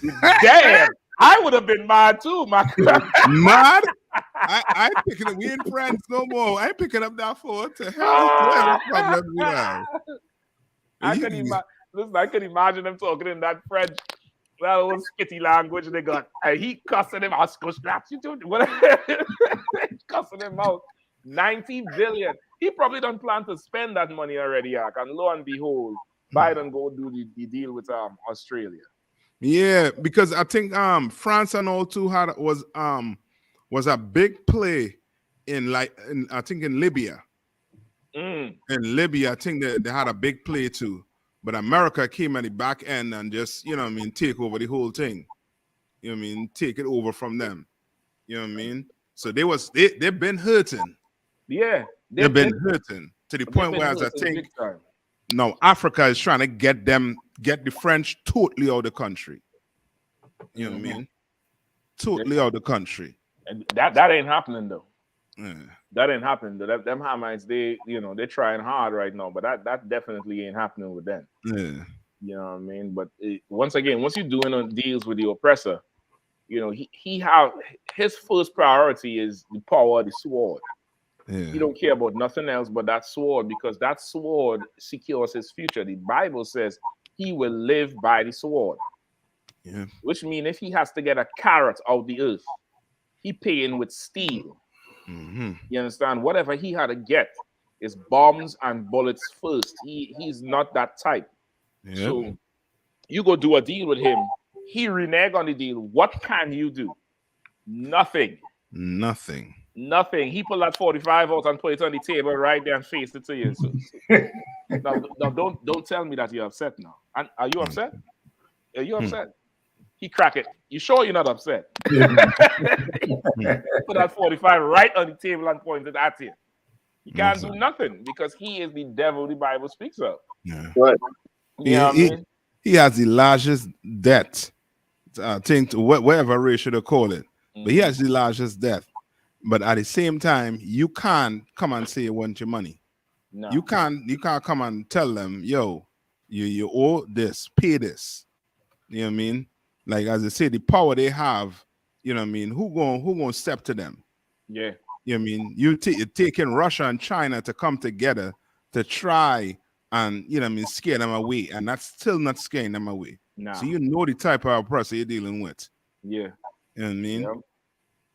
I mean, they were the only people to drop atomic bomb on people ever in history, and nobody paid for it. No. Nobody went to jail. Nobody went to the international court, nobody gets sanctioned on war crime. War crime, no Geneva Convention. None. And what about the orange bomb you put on them Vietnamese? Them babies still coming out deformed. And nobody went to jail for that? Yep. That is power. Yeah. And that listen, is straight up power. He get his power from the Lord. Yep. He get his power from the Lord. I.S.U.P.K. Haiti said, Macron probably said Putin in French means damn it. he probably said Putin, like how was it the woman from Good Times when she said damn he's like lost $90 billion. God damn. Yeah, I mean, I worry him anymore in the article. Khan, sir. I'll skip down to a subtitle. No limits relationship. A Master P relationship. That's a Master P relationship right there. Good. The visit comes as China tries to present itself as a neutral peace broker on Ukraine, including the recent release of a position paper calling for a political settlement on the crisis. On Thursday, China's new Foreign Minister Qin Gang spoke to the Ukrainian counterpart, Dmytro Kuleba, on the phone to call for peace talks. The two discussed the significance of the principle of territorial integrity, Kuleba said on Twitter. But the mediator claims has been met with skepticism by Western leaders who point to China's refusal to acknowledge the nature of the conflict and growing ties with Russia. You see? So now he had to make sure that deal is airtight. That's what he there to make sure that. But of course, the West, they already know that mediator talk is nonsense. They know that's nonsense. Just like Nancy Pelosi just went on a random visit to Taiwan. You understand? They're skeptical because when they go on visits, they know this ain't just a visit. You know what I mean? This is me coming to dictate terms and to let you know what's what and where the chips really fall. So they know that, you know, Xi-JinPing going in that direction after he done pull off the election a third term. You know what I mean? I think the last dude who in that, was it there or Japan? Which one of them they had the assassination attempt on the Japan, I think. Japan. And they actually kill him, I think. I think they actually kill him. Yeah, they blow him away. Like these people, they're really fighting for that power because they know we in a time where you can't have no punk in the office. Nope. You can't have a soft man who's gonna yield in the office. You're gonna have to have one of them Putin or them Xi-JinPing, you know what I mean, or that Kim Jong-un. You know what I mean? You're gonna have one of them in office if you're gonna survive. Yeah. You know what I mean? It's ridiculous. You're gonna have to have them. What they say, North Korea have what, 800,000 new recruits? Yeah. I don't know where they get them from, but good night. They have a clone factory. Them niggas coming out like, you know, coming out a tube. Them niggas getting spit out a tube like the damn Matrix. You know what I mean? War is on the horizon, man. Where are you? What are you doing? Yeah. You know what I mean? What side are you on? You still lining up for Jordans and iPhones? Right. You know what I mean? What's important to you? What are you teaching your children? You're still teaching your children the what's the speech they like to make them recite? Pledge of Allegiance. The Pledge of Allegiance. You're still teaching them the Pledge of Allegiance?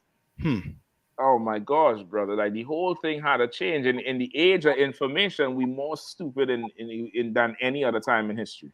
Right. And that's a sad thing. We have smartphones and dumb people. Age of information everywhere. Right. And we more uneducated, we more, you know, unintelligent.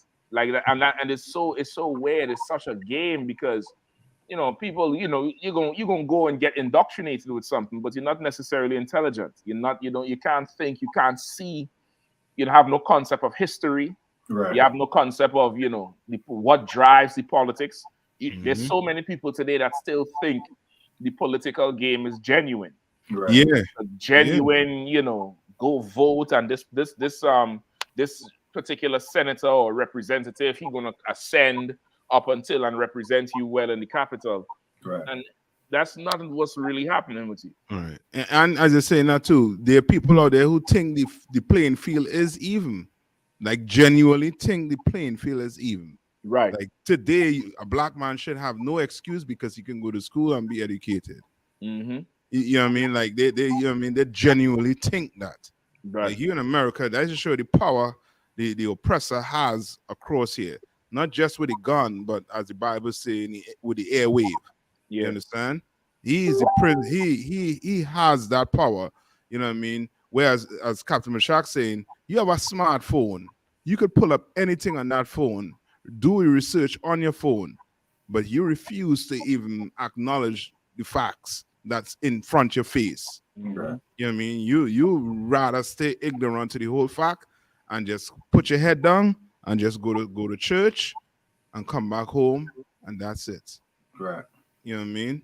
When he trying to conquer the earth, your oppressor is trying to conquer the earth.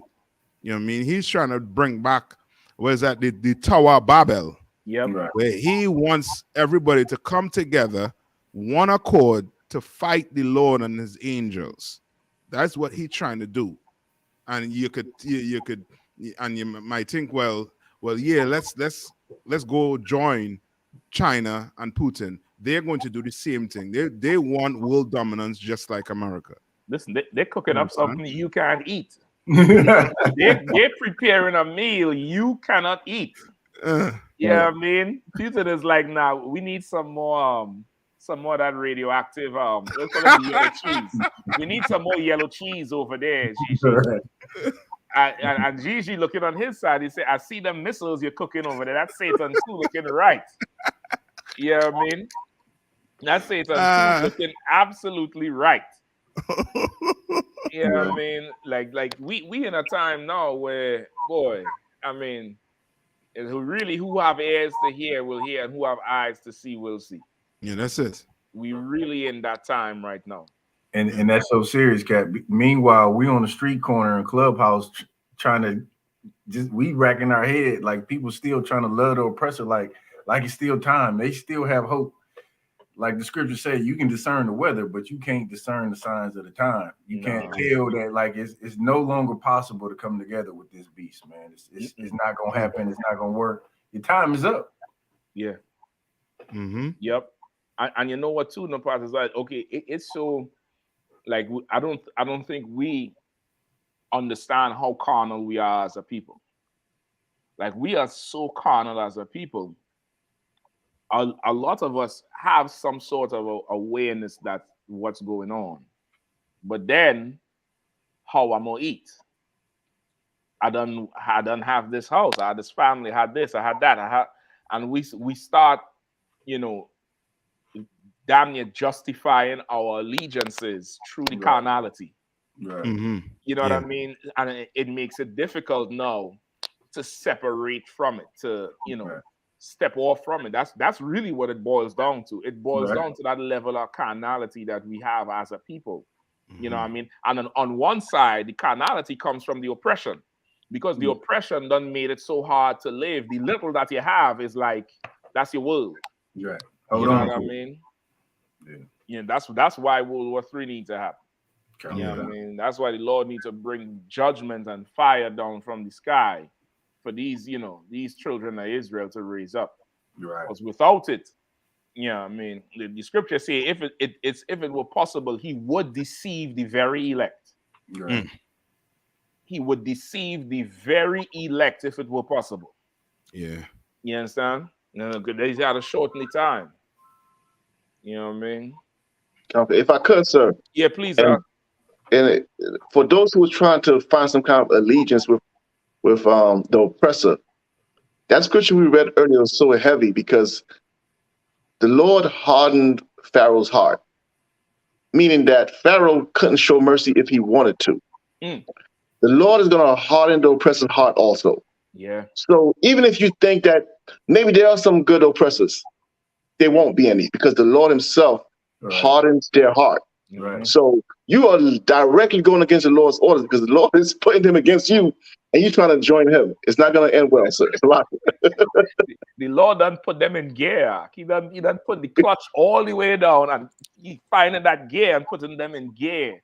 So now there's nothing you could do. Like last week's show, we pulled up the report with the FBI talking about the rise in the white supremacist hate groups. You know how they, so much in rise, brother. And I went on to read a little bit more, not just from that article, but other, stories and stuff. And they say, like, okay, leading up into Trump and after Trump, it galvanized a certain spirit in America that, there's really no turning back from it. Right. There's really no turning back from this thing. So as you say, like the Lord done, he's stoking that fire. He's stoking that fire. You want to go and vote Biden in? He just put new logs on the fire to burn. Just brand new logs on the fire. Blaze it up. Blaze up that thing. Use the stoker. Turn it over.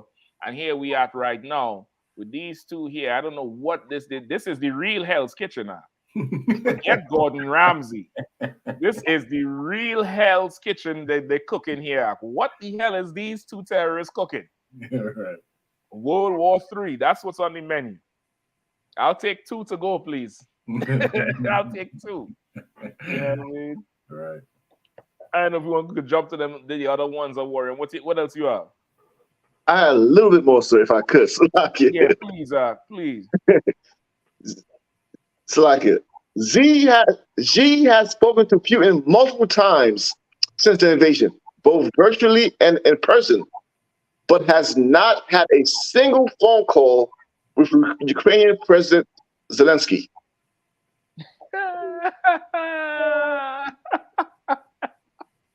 My bro. No, they don't want it. Them niggas on FaceTime. What up, though? Ain't nothing. Chilling.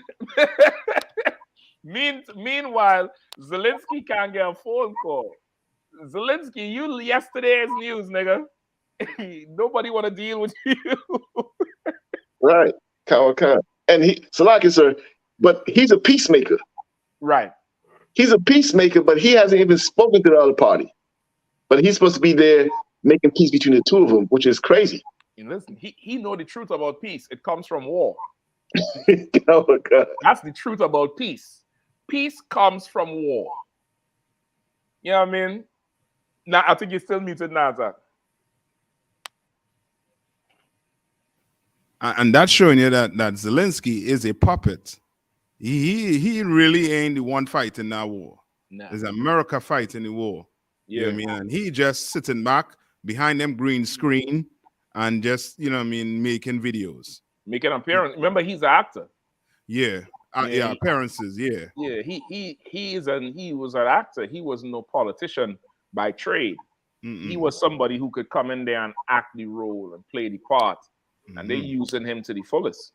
Yeah. You know what I mean? Like okay, they would make it seem like Xi-JinPing was so off and wrong about how, going to Russia. But remember, Zelensky was in DC about 3 weeks ago, looking homeless. He didn't even come in a shirt and a tie, and he left with $2 billion. Okay. After all the billions they don't give them, left with $2 billion. And you telling me they can't help black people with the housing and the schooling? Right. Nah. You know what I mean? Xi-JinPing done seen that, and he said, "Oh, you could travel, ain't no sweat. I'm passport bros too." See, you could jump on a plane and go to America. Ain't no sweat. I'll go to Moscow. I'll go to Moscow, and I drink some vodka. You know what I mean? We cook whatever it is them Russians be eating. I don't know what the hell they be eating, but they be eating something. You know what I mean? And we get down and we gonna plan this thing, and we gonna make sure Ukraine starve. Yeah. You know what I mean? So they get some more warrior. I'm giving you where y'all want to jump? Either number 13 or number 11. All of them tied in anyway. Yeah. Could do the one with you call it out early on with 800,000. Not with Korea. I think Yeah. number 13. Go ahead. North Korea claims almost 800,000 have signed up to fight against the U.S. North Korea claims that about 800,000 of its citizens volunteered to join or re-enlist in the nation's military to fight against the United States. North Korea State's newspaper reported on Saturday. That sound like they're preparing to go to war. That's what that sound like. Why would 800,000 more people rejoin? You know what I mean, or join the military at this time? And he's saying that, you know what I mean, which means he getting his what do I call it? His debriefing from Xi-JinPing. They're getting ready to go to full out war, because if they go to war down there, it's going to be China and North Korea, and it's going to be against Taiwan, America, Japan, and what's the other country down there? And South Korea. Right. So it's full out preparing to go to war. And North Korea and South Korea, they're technically still at war. Right. Technically. You know what I mean? So this place fits into, you know what I mean, be, you know what I mean, really ripe for the kill. And all you got to do, Blacks, Hispanics, and Native Indian, is come together and do what the Lord said to do. You know what I mean? You know how to fight this fight. This fight ain't your fight. This ain't your fight. This is a fight against the so-called oppressor. Chinese, basically the heathens. That's their fight. Let them go fight the fight. Right. They're bad. They're bad. All right? Go ahead. You was going to say something about that? No, I was going to say it's just a couple weeks ago where they launched those two missiles from a submarine, which had, you know, nuclear capability. So they're definitely gearing up. If you watching the news and watching the stories, you can see it's a constant build with North Korea, as is all the countries, as we called out. You know, the Lord is bringing everybody, you know, closer to that third world war. Yeah, even Poland, I think, was clipping up too. Right. Like all them countries that are around Russia, they making sure and get made in America. Right. Right. You understand? They getting all that military arsenal ready. Right. And just sitting, and you know the oppressor. He don't just have a gun just for, you know what I mean, for sport. He has to use that. Right. He has to test it out. That's like, I don't know if you all know about the there's a bomb. They say that it ignites in the air and it rains like fire rain coming down on you. You get caught in that, you get burn up. And I think they say the Russians use it recently. I forget the name of the bomb. But brother, the weaponry he have, and this is what they said too. They said that Ukraine has become a ground for you testing your military weapons. Mm-hmm. So America, more than likely, soon will be giving them weaponry to test on Russia to see what Russia defense is capable of defending. You understand? Yeah. Because they have some, I think Russia has some hypersonic missile, and America says they have a missile or technology to counteract that hypersonic missile. So Ukraine is like, you know what I mean, is like a training ground. America is using it as a training ground. They're already doing it. For the bigger war. They're already doing it, not to cut you off, just to the back of the point you're making. They're already doing it. Because I remember, I think it was 2 months ago, they was talking about this is like a sonic shotgun down there, where you could shoot it at the drone. Nothing comes out that you could see, but you shoot it at the drone and it jams all the controls and signals where they can't see nothing and they can't control the drone. So it's either the drone going to crash or it's going to drive till it run out of gas and then drop. You know what I mean? So, and this was, you know, technology they done gotten. You know what I mean? So they already doing it. Kowal say incendiary ammunition strike. That's only that thing you was talking about. Yeah, the other brother say here to phosphorus or incendiary. They say if you get caught in that, brother, you're cooked. You're well baked. You know what I mean? It's crazy. Can you stand the rain? Yeah. if you see that is scary. You know what I mean? And weapons pouring in there like crazy. They done turn Ukraine into Chirac. Yeah. You know what I mean? For the longest while, brother's been talking about finding crates of ammunition in the back alleys in Chicago. That's how they're getting so much of these weapons on the streets, a real high-powered weapon that is just, you know, seem to be abandoned, but they're dropping them there so that, you know, to help fund this war that they want to create on the streets with our people. Like Ukraine done turned into Chirac, but, you know, Chicago ain't get no funding and no help to, you know, for the disenfranchised, but Ukraine getting all. Yeah, they getting all the money. Yeah. Like, So, wake up. So like I said, not to go off topic, but there are no feminists right now in Ukraine, in the entire Ukraine. Everybody's looking for a hero right now. That's right. Yeah, everybody know their position. You know what I mean? They go from, you know, we can do it to need a man, want a man, can't find a man. Yeah. That's they go from one extreme to the next. Yeah. That's what they get. You know what I mean? Because listen, while they was busy, you know, listening to the oppressor,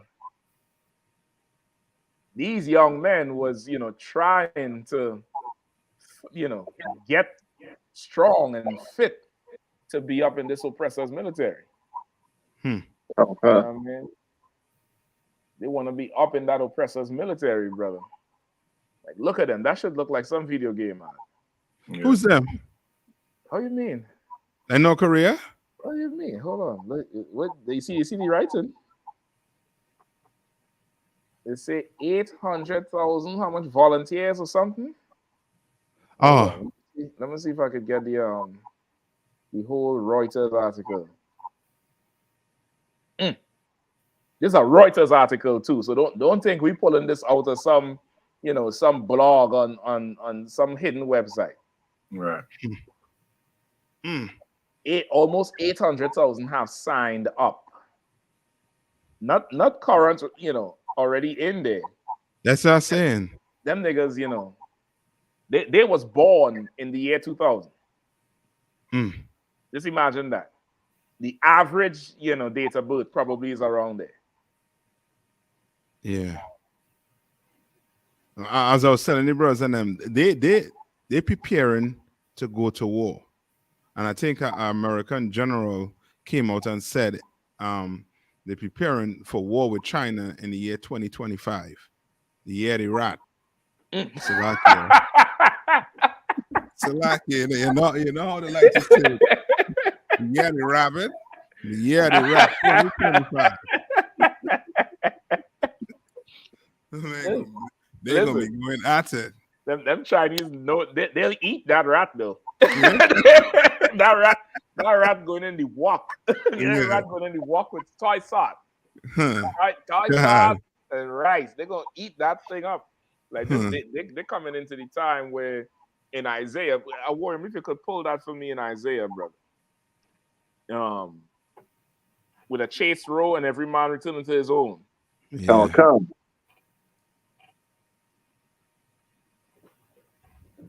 Please, Isaiah 13 and 14.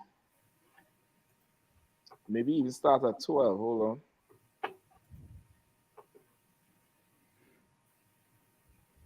Yo, them looking like toy soldiers and oh boy. Yo, as you say, them looking like clones too, eh? I'm trying to tell you. I'm trying to tell you, boy. They suited and booted in Noah. I don't know if you're seeing the gear. They got the night vision goggles to pull down over their eyes. Yeah, I mean the suit got the elbow pads and the knee pads, brother.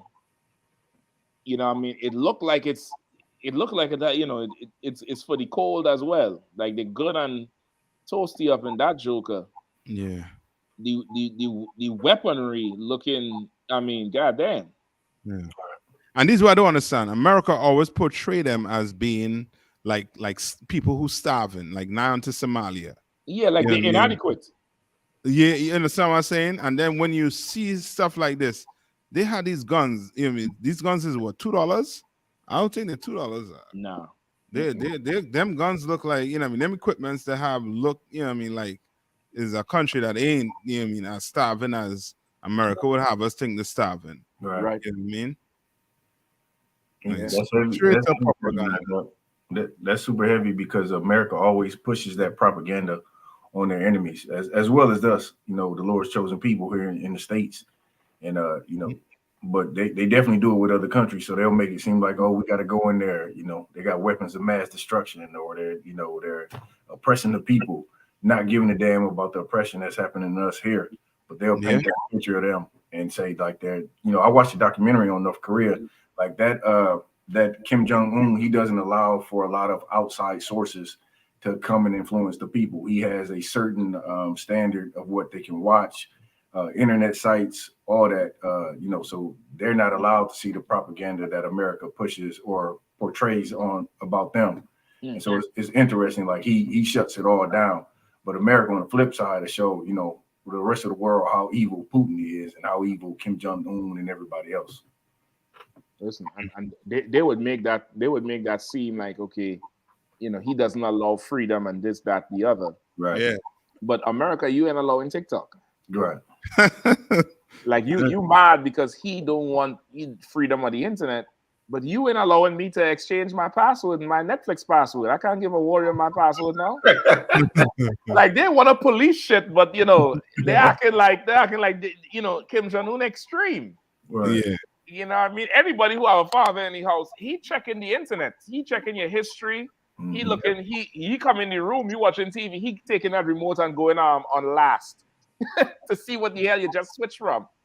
That's what a father does for a nation. But they want to make whores out of your nation. They want to make prostitutes out of your nation. They want to make weak men out of your nation. And they do it with the goddamn internet. They do it with what's being seen. They do it with the Instagram. They do it with all these things. So, of course, he's trying to, you know, insulate, again, his country to keep his you know, nation pure. I mean, they've been fighting for it because they see the results of letting these oppressors into your country. You know what I mean? Warren, let me get that scripture there real quick, brother. Come. Isaiah chapter 13, I'm starting verse 11. And I will punish the world for their evil. Yikes. And the wicked. And I will punish the world for their evil. And the wicked for their iniquity. And I will cause the arrogancy of the proud to cease, and will lay low the haughtiness of the terrible. You understand? Like it's done happening. Like the arrogancy of the proud gonna cease. 800,000 line up to fight you. Like, and that's just in one place. And they all getting ready to come together, man. Go ahead. Verse 12. I will make a man more precious than fine gold, even a man than the golden wedge of Ophir. Right, and of course that's a prophecy that's referring to us. Right. The men of the 12 tribes of Israel, the so-called Negro, Hispanic, and Native people, and First Peoples. The Lord is going to make a man more precious than fine gold. Why is that in there? Because the same media that Kim Jong-un was fighting to keep out has spent billions of dollars to tarnish the image of black men, to destroy the reputation of black men, to give you a reflex reaction in your mind once you see a black man. Right. As soon as you see a black man, there's a reflex reaction of, you know, whatever they put on the TV. Remember that we played the video with or they showed the picture of Ehrlichman, the Nixon aide, who was an advisor to Nixon, that John Ehrlichman, who said we have to villainize them on TV every night.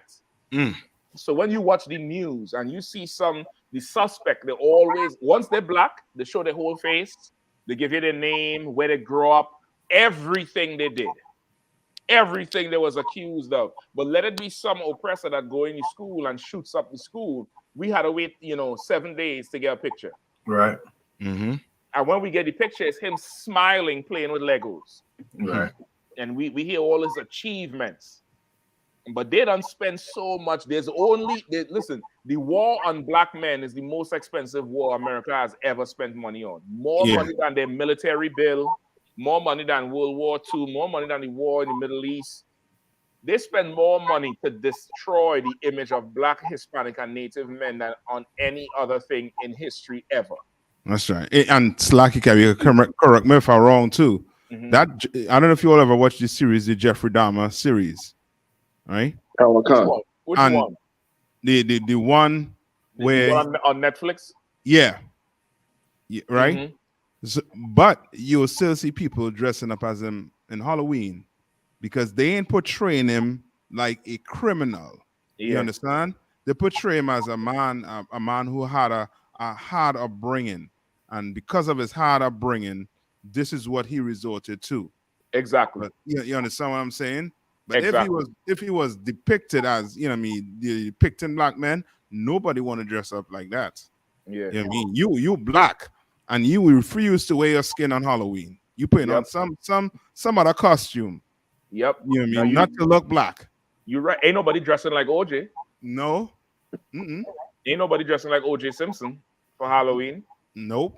You know what I mean? Ain't nobody dressing like the Washington sniper, like Lee Malvo. No. You know what I mean? They're like, all that is heinous.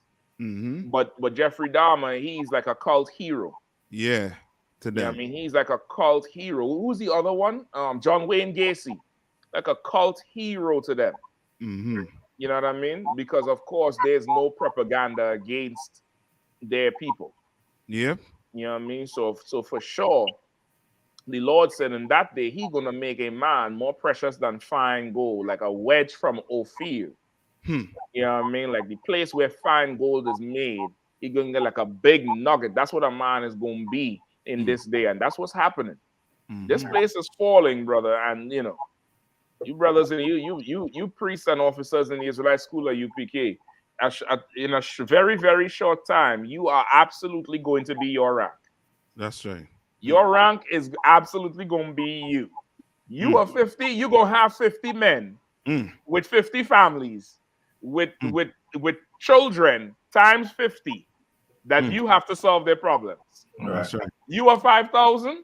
You're going to have 5,000 families, brothers with families under you with children to feed. That's right. Forget the 13,000 all the way up to the journal. You're going to have it in a short time. That's what's going to happen because this place is going to get so hard. You are going to shine like diamonds. Everybody is going to know this is where you go. That's right. Everybody's going to know this is where you go for help. This is where you go for food. This is where you go for protection. This is where you go to, build your nation up. It's so easy. The decision is going to be so easy in that day because the lust will be gone. The shelves will be empty. You understand? It's going to be no food on the shelves. It's going to be none. You're going to want to eat. So you ain't going to have no money to buy no damn drugs. Right. That money going to be for a leg of lamb. That's right. I mean? If I could, sir. Go ahead. Salaki, sir, it's what you're saying is so heavy because even in the scripture, there's a term. I don't know if you've heard it. There's a term circulating the internet where they call certain type of men in this world high value men, and they qualify that high value men by how much money he makes a year, and but by what kind of car he drives and how tall he is, right? And they call it and then most women want a high value man. Right. And what you're saying so spiritual because here in this scripture here, the Lord is saying He's gonna decide what a high value man is in that day. That's right. He's gonna decide and He's gonna make that man more precious than fine gold. And a lot of people are gonna realize in that day, that man that you consider a high value man today is not a high value at all because he is a coward. Right. I mean, he's not able to defend you. And he's gonna be looking for, like Captain Mashak said, brothers to defend him. And he's going to be kind of one continent doing whatever the hell you told him to do, because in that day, he's not going to be looked at as a man that's more precious than fine gold. But the Lord will decide that day who is more precious than fine gold. That's right. That's right. That's right, warrior. That's absolutely right. Like in that day, it ain't going to have too much options. Like our problem right now is there's too much options. You could go get chicken from Walmart, from Giant, from Shoppers, from Amazon, from Trader Joe's, from give me some more from Costco, Costco, Kroger, Kroger's, Publix. Right. You got Popeyes. Popeyes. You know, love that chicken from Popeyes. Ooh, boy, you can get you are options. So you ain't got to be in order with nobody. Right. You go in there, you don't like the fries, you cuss the damn cashier out and you go over to KFC. You don't like them, you go over to Churches. Walmart moving too slow, you leave everything in the cart right there, you go over to Shoppers. When all them shelves dry and there's only them niggas in the braids, boots, and beards with that one West on their back and that UPK on their forehead, that's and right. they tell you get in that line, you're going to say, no problem, brother, thank the Lord for you. That's You're right. going to get in that line, you come with that box and you're going to get that food because the options ain't going to be no more. That's right. There ain't going to be no more options, and that's going to be an excellent day for your spirit. For your spirit, that's what that day is about. For your spirit. Because in that day, you're really going to now be in a position where you could function in a nation, where you could function in a family. Like when you growing up in a house, like the Bible is so, you know, once you're in a family or have a family of your own, you start to see the Bible very differently and more so true to what it's supposed to be seen like. Because in a family, the children don't have too much options. No. What do you want to eat? What's in the fridge? Right. What's for dinner? What I cooked. That's what's for dinner. What I cooked. You get it, boy?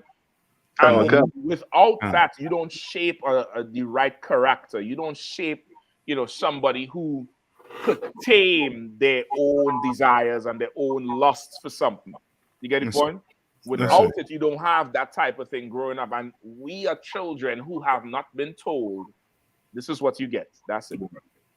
That's all you get. This is what you get. As a people, we have not been told that. We fed up with what's on the menu. No justice, no peace. No justice, no peace. We go and we march and we protest for whatever we think we want now. But the thing that actually is going to help us and make us secure and give us the protection, we refuse it. That's right. You know what I mean? So in that day, the men of the law are going to be like fine gold. Keep going, brother. Come on. It's Salaka, sir. And that there'll be no feminism in all the land also. Every sister will enter their soft girl era. How could there be feminism? How could there be, you know, I don't know what we're talking about. Can you wield a sword?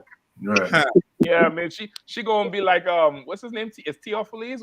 What's the hunchback from 300? Fealties. Yeah, fealties, yeah. Fealties wanted to fight. They lift the sword, now lift the shield. You can't do that, sis? No problem. Go ahead. Help them over there with that wheat. Help them with that wheat. Help them thresh that wheat. You know what I mean? Help them with them grapes there. Help them with them kids. That brother garment, it looked like it need patching in the back. You need some new fringes on that. See what you could do with the leather and the dye over there. You know what I mean? That sword that brother have, it needs sharpening. You could work a whetstone. Go ahead and work that whetstone, sis. Ain't no problem. The brother's going to love you for it. That's right. Which is all you really need. All he does need is some love. Right. Some love and attention and some praise. You're going to be just fine. That's right. Hey, nah, I'm trying to see that foot not venture to touch the ground. Oh boy. Listen, I like it when they call you to kill the small spiders. The spider, but there's a huge spider. Right. It's just about this small. A penny size. Listen, I make a meal out of it. Like, I'll go get the bricks, the hammer. Let me kill it. I want to keep you in that state. You know what I mean? Go ahead, warrior. Oh, come, verse 13. Therefore, I will shake the heavens, and the earth shall remove out of her place. In the wrath of the Lord of hosts, and in the days of his fierce anger. And that's what's happening now. The Lord is shaking the heavens. The Lord is shaking those safe places of the oppressor where they're living high, where they're in their heaven. He's shaking it. Zelensky, you know, he down to the bottom. Right. Putin, he under pressure over there. Right. The Lord is shaking the heavens of these people right now. Go ahead. Verse 14. And it shall be as the chaste robe and as a sheep that no man taketh up. They shall every man turn to his own people and flee everyone into his own land. And that's what's going on right now, brother. Everybody getting super nationalist. Everybody getting a super sense of national pride. That's why them Africans want you to come to their country. Well, that's why they're going back there and investing in Africa, because everybody's in this whole spirit of national pride except Blacks, Hispanics, and Native Indians. Right. These 800,000 North Korean men, brother, after COVID, after suffering, after going through a whole ton, 800,000 of them joined their military to go to war. 800,000. That's on top of what's already existed. Every man is turning back. Every man is turning back. It shall be as a chased roe and a sheep that no man take it up. Because you're gonna be looking for something, you ain't gonna be able to find it. You're not gonna be able to catch it. And that thing you're looking for is that comfortable life that you done got used to under these oppressors. You understand? To keep you a slave, they have to keep you comfortable. They done learned from the Black Wall Streets and the Starkville plantations. They done learn from it. They done learn that we have to keep these slaves comfortable. You know what I mean? That's how we could oppress them more. Keep them comfortable. Right. That's right. You know what I mean? Absolutely insane, brother. Any more on the article with these Koreans? Kamakan, sir. I have a little bit more on the scripture, but I want to quote this in the article, sir. In the article, before I continue the scripture, if I could. Yeah. But this lines up with what you just said. This is a quote from the North Rodong Sinmun. It says, "The soaring enthusiasm of young people to join the army is a demonstration of the unshakable will of the younger generation to mercilessly wipe out the war maniacs, making last-ditch efforts to eliminate our precious socialist country and achieve the great cause of national reunification without fail, and the clear manifestation of their ardent patriotism." Meanwhile, America is having a crisis with what we in now. Not the millennials. What's this? Gen Z? What do they call this generation? Generation Z. Yeah. They having a crisis with Gen Z over, sexual orientation, a woman's right to choose. What's some of the hot button topics they be having? Roe versus Wade, a woman's right to choose, the Brown versus Board of Education. They having problems with Gen Z with this whole thing with assimilating, whether they be pro-Trump or pro-America and pro this. They're having all these problems. Meanwhile, this is their Gen Z. Right. Their Gen Z really take up the mark of the beast for them. Their Gen Z had the mark of the beast in their forehead, the philosophy of a nationalist to push back they push back the anti-socialist warheads. What they say? Slack, sir. You want generation to mercilessly wipe out the war maniacs, making last-ditch efforts to eliminate our precious socialist country. You understand? So now, and you see how they say they mercilessly, like, they're so zealous about it. They're saying they have these war maniacs that want to wipe out their precious socialism because this has worked for them. This has kept them pure. This has kept their the makeup of their country homogeneous, and only a certain type of people there. And this is their Gen Z. Their biggest problem is, do we have a size 10 boots for Foon Kong Ping? Right. But Gen Z here, a woman's right to choose. Yep. The titty protests where they walk around with topless. Right. Because of the woman's right to choose. But they're Gen Z here. This is what they're doing. You gonna say the Bible ain't real, brother? That's right. Every man will return to his own people. That's right. That's what's really going on. Black man, Hispanic man, Native Indian man. Time for you to return back to yours, the 12 tribes of Israel, man. That's right. Come see Commandant GEN.YAHANNA April 1st at that Lord's Passover down there in Raleigh, North Carolina, man. Come return to your own people. That's it. Come return to your own people, man. Come chase that rope. Come try and pick up that sheep. That's what you need to do. That's it. Because, boy, look at what they're doing here. Good night. And all that shit ain't gonna matter when Christ come back. Right. all of that extra shit, that shit ain't gonna matter. You know what I mean? We have any more, Warrior? Can I have a little bit more on that scripture, sir? Go ahead. Isaiah chapter 13, verse 15. Everyone that is found shall be thrust through, and everyone that is joined unto them shall fall by the sword. Yep, that's what's gonna happen. That's how it's gonna be. You know what I mean? That's how it's gonna be. Let's get them last two stories real quick before we run over, run too far over the time. You all know April 1st, come on down there, man. Raleigh, North Carolina, man. World War III is coming. This Passover, man. Lord allow it's our last. Lord allow it's our last one, and Christ cracked that sky that night.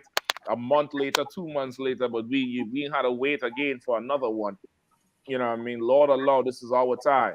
But if not, we're going to hold it down until it's our time.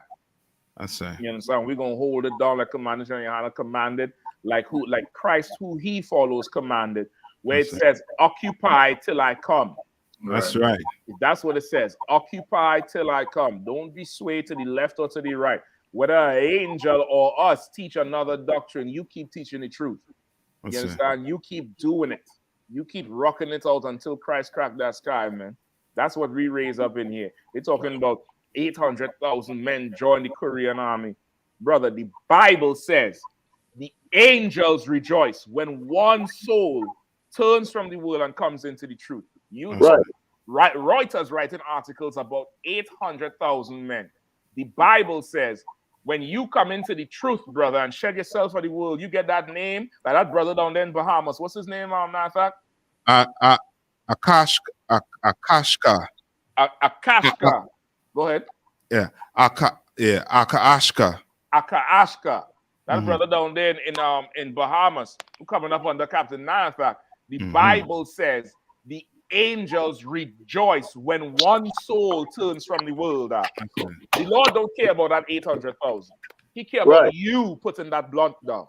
He care about you getting off that crap. He care about you walking on the Christian church. He care about you shutting your OnlyFans damn account down. He's just stripping and hoeing virtually now.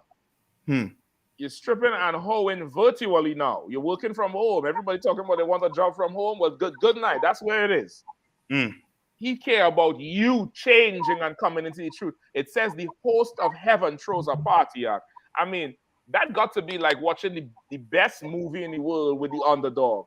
And the underdog start coming up and the angels rejoice, brother. I mean, the angels are with 4 heads. The eagle and a lion and something and the wings with the eyes. And they're rejoicing like, Kwame Asha. I mean, goddamn, that got to be something else. That got to be something else. Meanwhile, you with your carnalized mind, you looking at this right here and being like, yeah, let me go join their military. Let me go join the oppressor's military. You better come serve Christ. Right. That's right. You better look for the I.S.U.P.K. under Command GEN.YAHANNA. I already told you all in a short time. Hold on, let me see if I can make this bigger. In a short time, these 5 letters here, that's going to be your 911. Right. That's right. That's going to be your 911. You're going to be in trouble. And them 5 letters is going to save your life like it did mine. Let's get it out. Let's get them the what says we have number 11. And I want to touch on number 1 real quick. Then we wrapping it up. Khan, sir. Pentagon video shows Russian jet dumping fuel on U.S. drone. The Biden administration released video Thursday of a Russian fighter jet dumping fuel on a U.S. Air Force surveillance drone as the U.S. sought to hold Russia responsible for the collision that led to the drone's crash into the Black Sea without escalating already fraught tensions with the Kremlin. Poland, meanwhile, says it's given Ukraine a dozen MiG-29 fighter jets, becoming the first NATO member to fulfill Kyiv's increasingly urgent request for warplanes. The U.S. military declassified 42-second color footage showed a Russian Su-27 approaching the back of the MQ-9 Reaper drone and releasing fuel as it passes.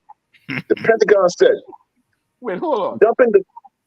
I don't understand this. So wait, Russia's supposed to have sanctions on them, right? Yeah. And them niggas could afford to throw gas away? wait, hold on. This should not making sense to me. Yeah, I mean, we over here counting pennies. We trying to drive the extra mile to get, the gas that's 11 cents cheaper.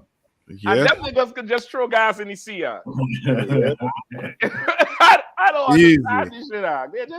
They're dumb. I mean, they got to be gallons, brother. They got to be gallons of fuel. Like, look at that. Hold on, let me see what he said. Damn, that look like what I call it,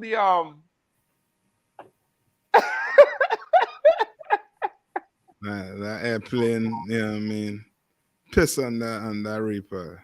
Yeah, man. Take a dump on that Reaper. That's what you get. That's what you get, man. That's what you get. Oh, he dumps some fuel on you. Yeah. Yeah, man. And they say too, the pilot who did it, I think they're saying across in Russia they gave him an award. So it's propaganda on both sides. You know what I mean? They give him an award for doing Listen, he get a written commendation, brother. That nigga get a written commendation, put it in his file now. That nigga, he went to war that day. He brought it back wet, literally. Yeah. That nigga get a written commendation from the Kremlin. I'm telling you, geez. Good night, and it went into the Black Sea. Listen, man, war is upon us, man. Yep. War is upon us. You could keep experimenting with these different brands of weed out here if you want. Them niggas throwing gas away. They got the real gas. You talking about who got gas? Them, they got it. It's almost like Russia trying to pull them all the way in it. Right. You know what I mean? Like they're flying a Reaper over the Black Sea and saying it's international waters. Yeah, but what that Reaper doing up there? Right. Who's surveillancing? If nothing out there, what's your surveillance? Who is surveillancing? Right. You know what I mean? They take us, you know what I mean? Well, the majority of us they take for fools. But not in this school, man. Absolutely. We seeing this is two sides, two brothers trying to go at it for world dominance. Yeah. We're just gonna be caught in between it. And if Russia wins, we're gonna be speaking Russian. And if America stay in power, we're gonna be speaking American. Right. Simple. You know what I mean? Man. Listen, and it's so calculated, like they ain't waste a missile. They ain't waste one bullet, not one shell. They brought that thing down with, maybe the cheapest thing on that plane, which was the price of that gas. Yeah. Bathe that thing in that gas and let that shit crash on its own, brother. Yeah. They're not playing over there, man. No. They ain't playing. No. They said the jet fly real close to the point where it said it clipped the propeller of the Reaper. And just the name alone, the M what Reaper? What's it called, Warrior? What Reaper? Slack, sir. Slack is I'll find it. No sweat. The M something something.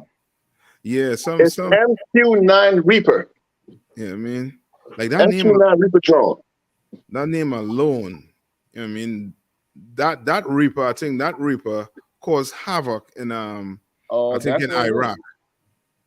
That's where that you're right. Okay, this thing here, that's the blade and all. Yeah, that the blade in the back there. It bent the blade here. If you notice, the rest of the blades is spinning.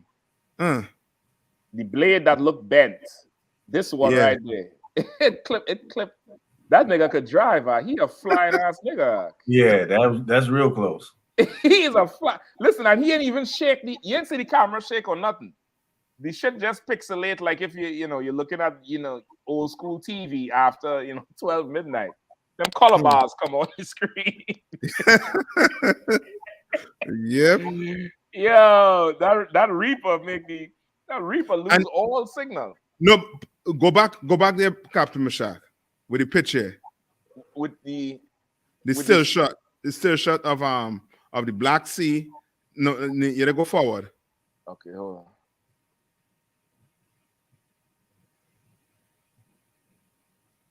Not here you're talking about. No, go forward. You'll see it.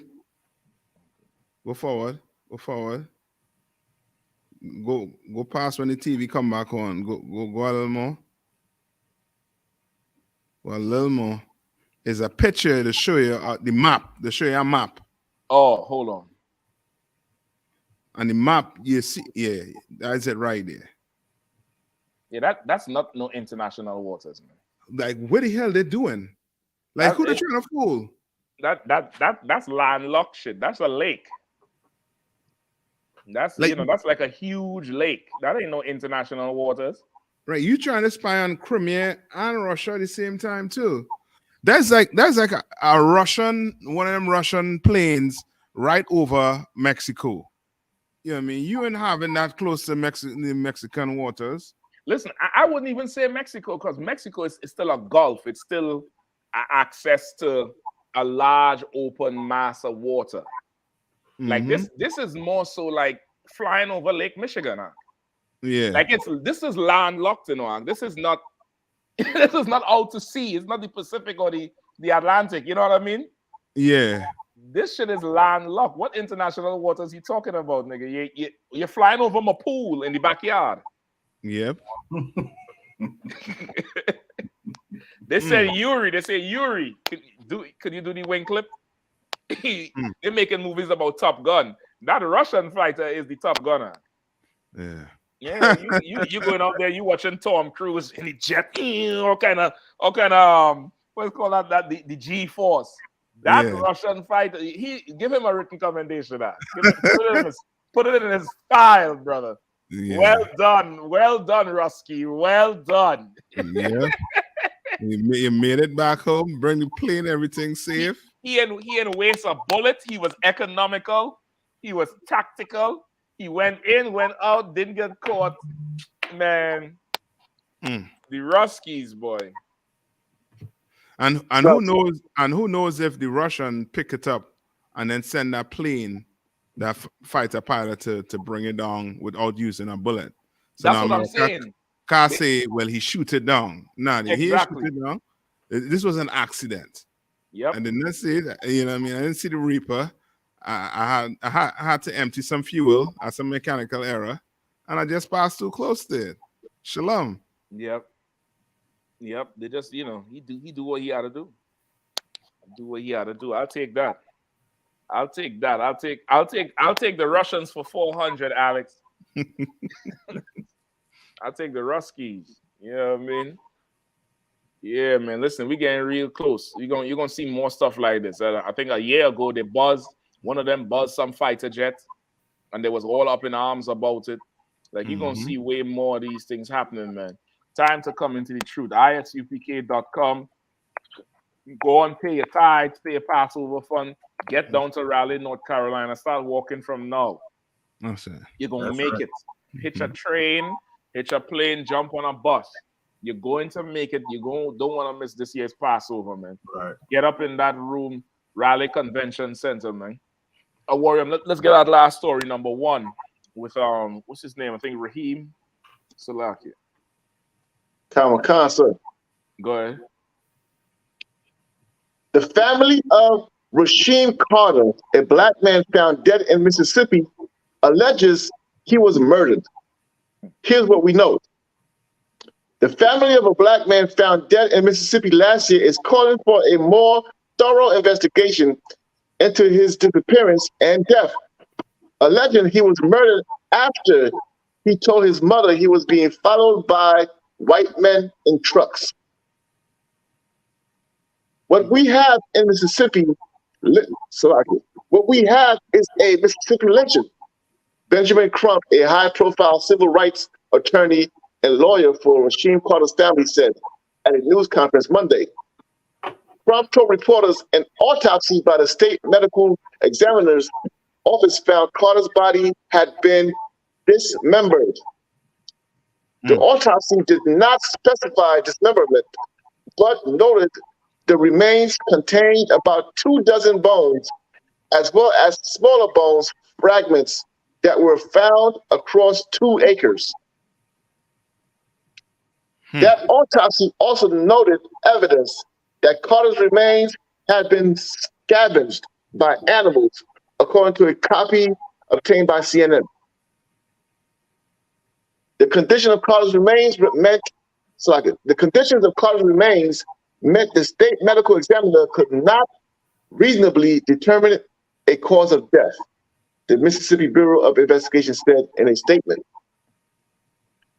Trump on Monday called on the U.S. Department of Justice to open a federal investigation in Carter's death.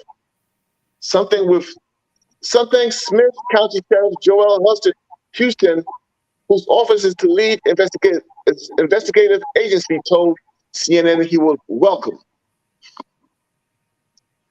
Salaki, brother, this I think this thing happened about a year ago or last October or something like that. Oh God. I mean, and okay, the report is that he called his mom and said he was being chased by these oppressors, by these devils. No, this is the rough thing with this brother here. Like the U.P.K. been telling you, separate for the longest. Separate for the longest. I don't know if he was hanging out with them, but something happened, wherever he was and wherever he was going, and they got hold of this brother, and he never made it home. You know what I mean? And this is old school Mississippi, where the good boys, the good old boys, where everybody know everybody. So they're gonna cover up for him, just like what happened with Ahmaud Arbery, or what they tried to make happen, right, with Ahmaud Arbery. You know what I mean? Like they apparently they done cut this brother up. What one story I was reading said they fed him to the wild pigs. Good. That's why the bones that remain is just 24. You have a whole ton of bones in your body. Right. They only found 24. You know what I mean? They done cut him up. I think this picture here there's a picture here with Crump, and I think the brother's mother, and I mean it's rough. It's absolutely rough. I'm sure for a short space of time, where the brother's head is down there cut open now. Right. Like ain't no animal doing that. Right. You understand? If I could, sir. Please. Yeah, it's a terrible thing that we have to not only be butchered like this, but then the family has to call and ask for a special investigation. Yeah. And it's because these devils don't give a damn about finding justice for us. Like you being a victim of a hate crime is just, the casualty of you being in this country, according to them. Like it's terrible. And I don't know how many people who've actually been to Mississippi. It's the oppression there is like in the air. You can feel it among the people. There's a certain thing that's in the air down in Mississippi where it still feels like the old South down there. And these devils are proud with the with the rebel flag, and they're proud with the way that they talk, and they say is hate, is heritage, not hate, but it's absolutely hate. And the justice is, we'll never get justice, just like nowhere else. Yeah. Yep. And it's going, okay, even after all of that, how they find that brother's body. Yeah. You know, with all the reports that they're saying happened to him, you know what I mean? And, you know, them wild pigs on the whole will make anything disappear. Historically, you know, the people who had the, you know, little cities and towns would use pigs as your trash collectors. Right. Like you run a whole herd of pigs through the street, they eat everything. The feces, the banana peels, they clean up your street. Yep. So, you know, you get some wild pigs, brother, they'll make light work of a body. It's like an alligator down there. It's, you know, Right. you ain't gonna see that thing again. You know what I mean? And for what they say in here, how, you know, he was scattered in some field all over the place, is because the pigs done ate him up and passed him out. Mm-hmm. You know what I mean? It ain't just like they scattered him and then, you know, scattered his bones. They're not going through all that they're not going through all that you know, work. They're gonna torture him, beat him up, do whatever. Damn near like what they did to Emmett Till. Right. You know what I mean? Do whatever, and then they make Emmett Till into fish food. They done turn this brother into something for the hogs. Right. Mince meat. You know what I mean? And then now you have Benjamin Crump and them down there trying to, you know, position themselves, you know, trying to posture themselves, posturing. Right. You know, again, and you know, with no help, no real help coming for our people, it's Right. that's a rough deal. Yeah, that's good talk, man. Like with Benjamin Crump, Salakia, with Benjamin Crump, like you have to love money. You know what I mean? If you want, you know what I mean, if you love your people, you give Commander GEN.YAHANNA a call. You love your family member, you really care about them, you really want something done, you know what I mean, for your loved ones, the ones that you lose, you should give Commander GEN.YAHANNA a call. Right. You understand? But if you want money, then call Benjamin Crump. Yeah. You might love money more than, you know what I mean, your loved ones. So call Benjamin Crump. He's gonna get you your money. Right. You know what I mean? But justice, whatever else, he ain't trying to get you. He getting you that money. Yeah. If I could, sir, what you said is so heavy. It's just, I don't know if those who are listening understood what you just said when you said they find these bones because the pigs ate them and passed them out. Good night. My question is, how many other black people have had the same demise at the hand of these devils that didn't make the news? Because this is a behavior that they knew exactly what they wanted to do with him and how to dispose of him. So I could imagine how many people who are just quote unquote missing, nobody knows where they're at, who were just eaten up by pigs and passed out as dung. And that Mississippi has a long history, obviously a long history of murder and oppression of the Lord's chosen people. Like I said, even if you visit it today, you can sense the spirit on black people is not as strong as you would find in, you know, a different place. It's a totally different vibe down there in Mississippi. Yeah. Yep. It's you know, it's down there like for sport. Down there it's like a, you know, a sports situation. More stuff like this is gonna happen. You know, or we gonna hear about more. Let me don't say more gonna happen. We're gonna hear about more because it's probably just happening and just not making it to the top. Right. It's not making it past, you know, certain media houses or media outlets. You know what I mean? They'll talk about Ja Morant on every single station over him. Not, and I'm not, you know, at all vouching for Ja Morant or whatever he's doing. But you can't tell me that was his first night in a strip club and the first time he held a gun. Y'all niggas knew he was doing that shit. That's his lifestyle. That's what he's been doing.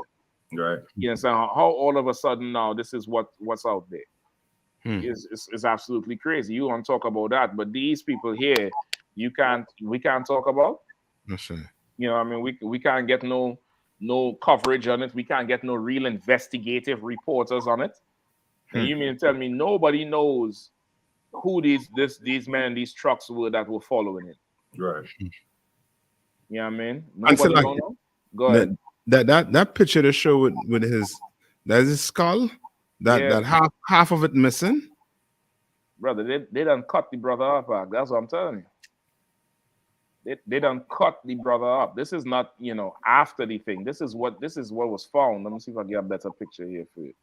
They say this is what was found. I worry. I'm seeing the article when they talk about that the skull. Oh, That looked like a clean cut.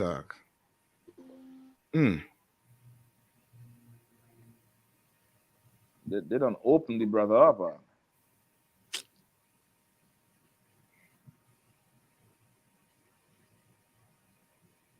And that's why they say he was decapitated. So the head was separate from the body, and the coroner determined it was a decapitation by the cut on the, you know, the spinal cord or wherever it's connected.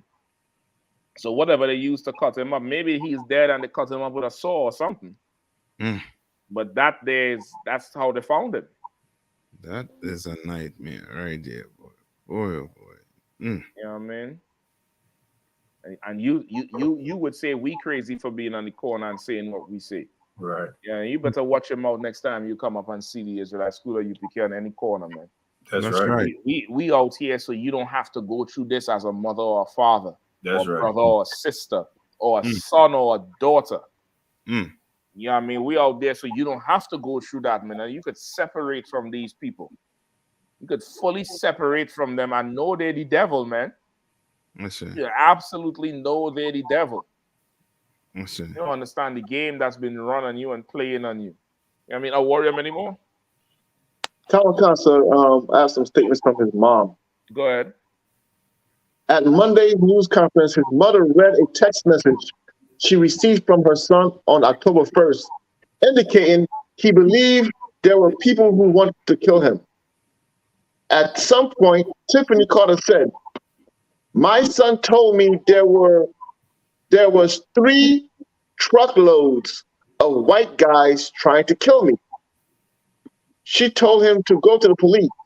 She said, but alleged that authorities did not help him when he asked for help. Crump also told reporters that sometime after Carter went missing, but before his remains were found, someone used or attempted to use his credit card. Listen. It might be the wrong time to say this. That might be some people's opinion, but I ain't hear nothing about the brother's father here. Right. I ain't hear no mention of a man who has authority over this young brother. He called his mother, and his mother could not help him. Right. And that's the sad state of our people, you know, in 2023. How can I take a strong man's goods? I must first bind the strong man. That's right. Then I can spoil his house. He calls his mother, and his mother tells him go to police in Mississippi. I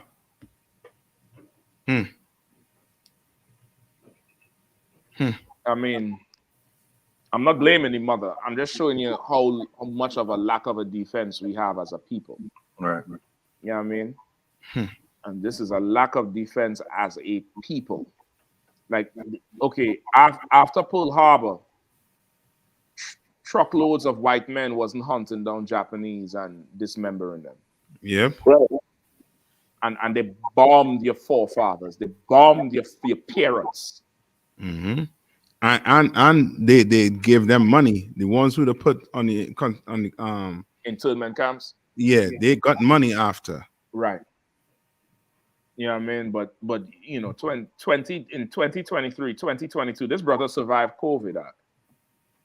He survived COVID, but he could not survive the real virus on the earth, which is the white man. That's right. The devil the Bible speaks of. That's right. Ain't no mask or no vaccine for that. Except the Israelite School of UPK. That's absolutely insane, brothers. Y'all better come and find these brothers who are fine gold up in here. That's right. Add to these ranks and support these ranks and pay your tithes. So that brother would know if mommy can't help him, he should have been calling I.S.U.P.K. Mississippi. Right. He should have been calling who's that down there? Tazadakia? Tazadakia, yep. He should have been calling Officer Tazadakia, letting him know his whereabouts, and Tazadakia would have told him where to run to be intercepted by the UPK and the angel of and the armies of the Lord. Right. That's right. He'd have told them exactly where to move and run and go versus running to the oppressor, brother. I mean, that's a horrible end to this brother right here. That's right. It's a very, very horrible end. I could imagine the terror he experienced. Boy, you know what I mean, at the hands of these devils somewhere. Right. It's insane, brother. It's absolutely insane. Y'all better wake the hell up, man.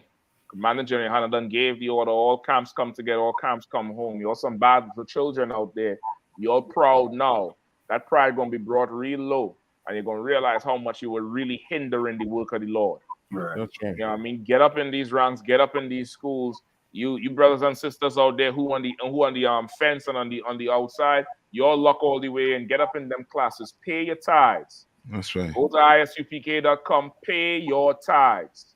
Pay your Passover fund, book your ticket, gas that car up, drive how much ever miles you had to drive. Get to Raleigh, North Carolina, April 1st, 5 p.m. this year, I.S.U.P.K 54th annual Passover. We're going to be down there, man, because, brother, the Lord going to have to come and deliver us from these oppressors, man. That's right. You know what I mean? Akim, we right over the time. Any last words? Nah, thought?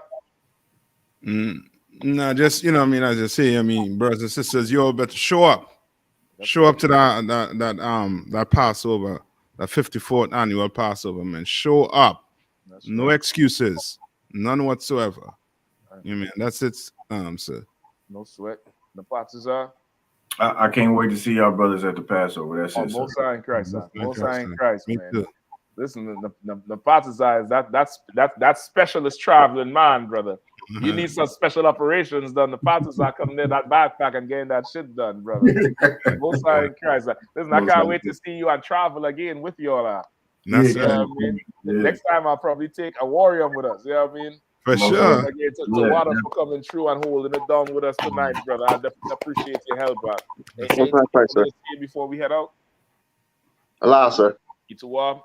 Itawab, sir. Most High in Christ, Akim. Again, you know, I mean, to whatever y'all know, Saturday night. Next week, we're doing it. Last one before the Passover. For that April 1st, we'll be in Raleigh, North Carolina. Y'all make sure you're all down there. With that, y'all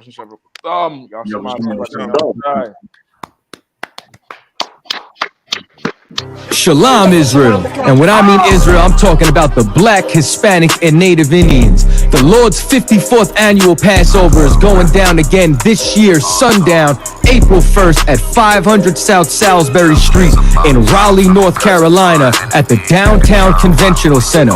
It's got enough room for all of us. The Lord's 54th annual Passover. Last year, brothers and sisters showed up from all over the world, rocking ancient garments and glorious apparel in order to serve the Most High in Christ. Now, it's that time again. Commander Gen.YAHANNA's putting out the decree for all brothers and sisters to show up sundown, April 1st in Raleigh, North Carolina.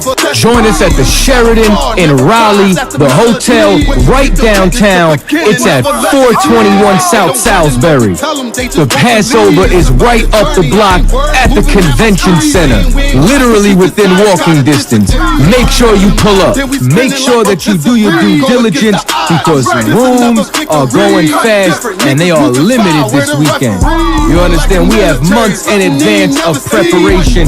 Do not wait till the last minute to get your room. The Lord's 54th annual Passover, Saturday, April 1st in Raleigh, North Carolina. Join us there. It's about time, sending curses to them enemies.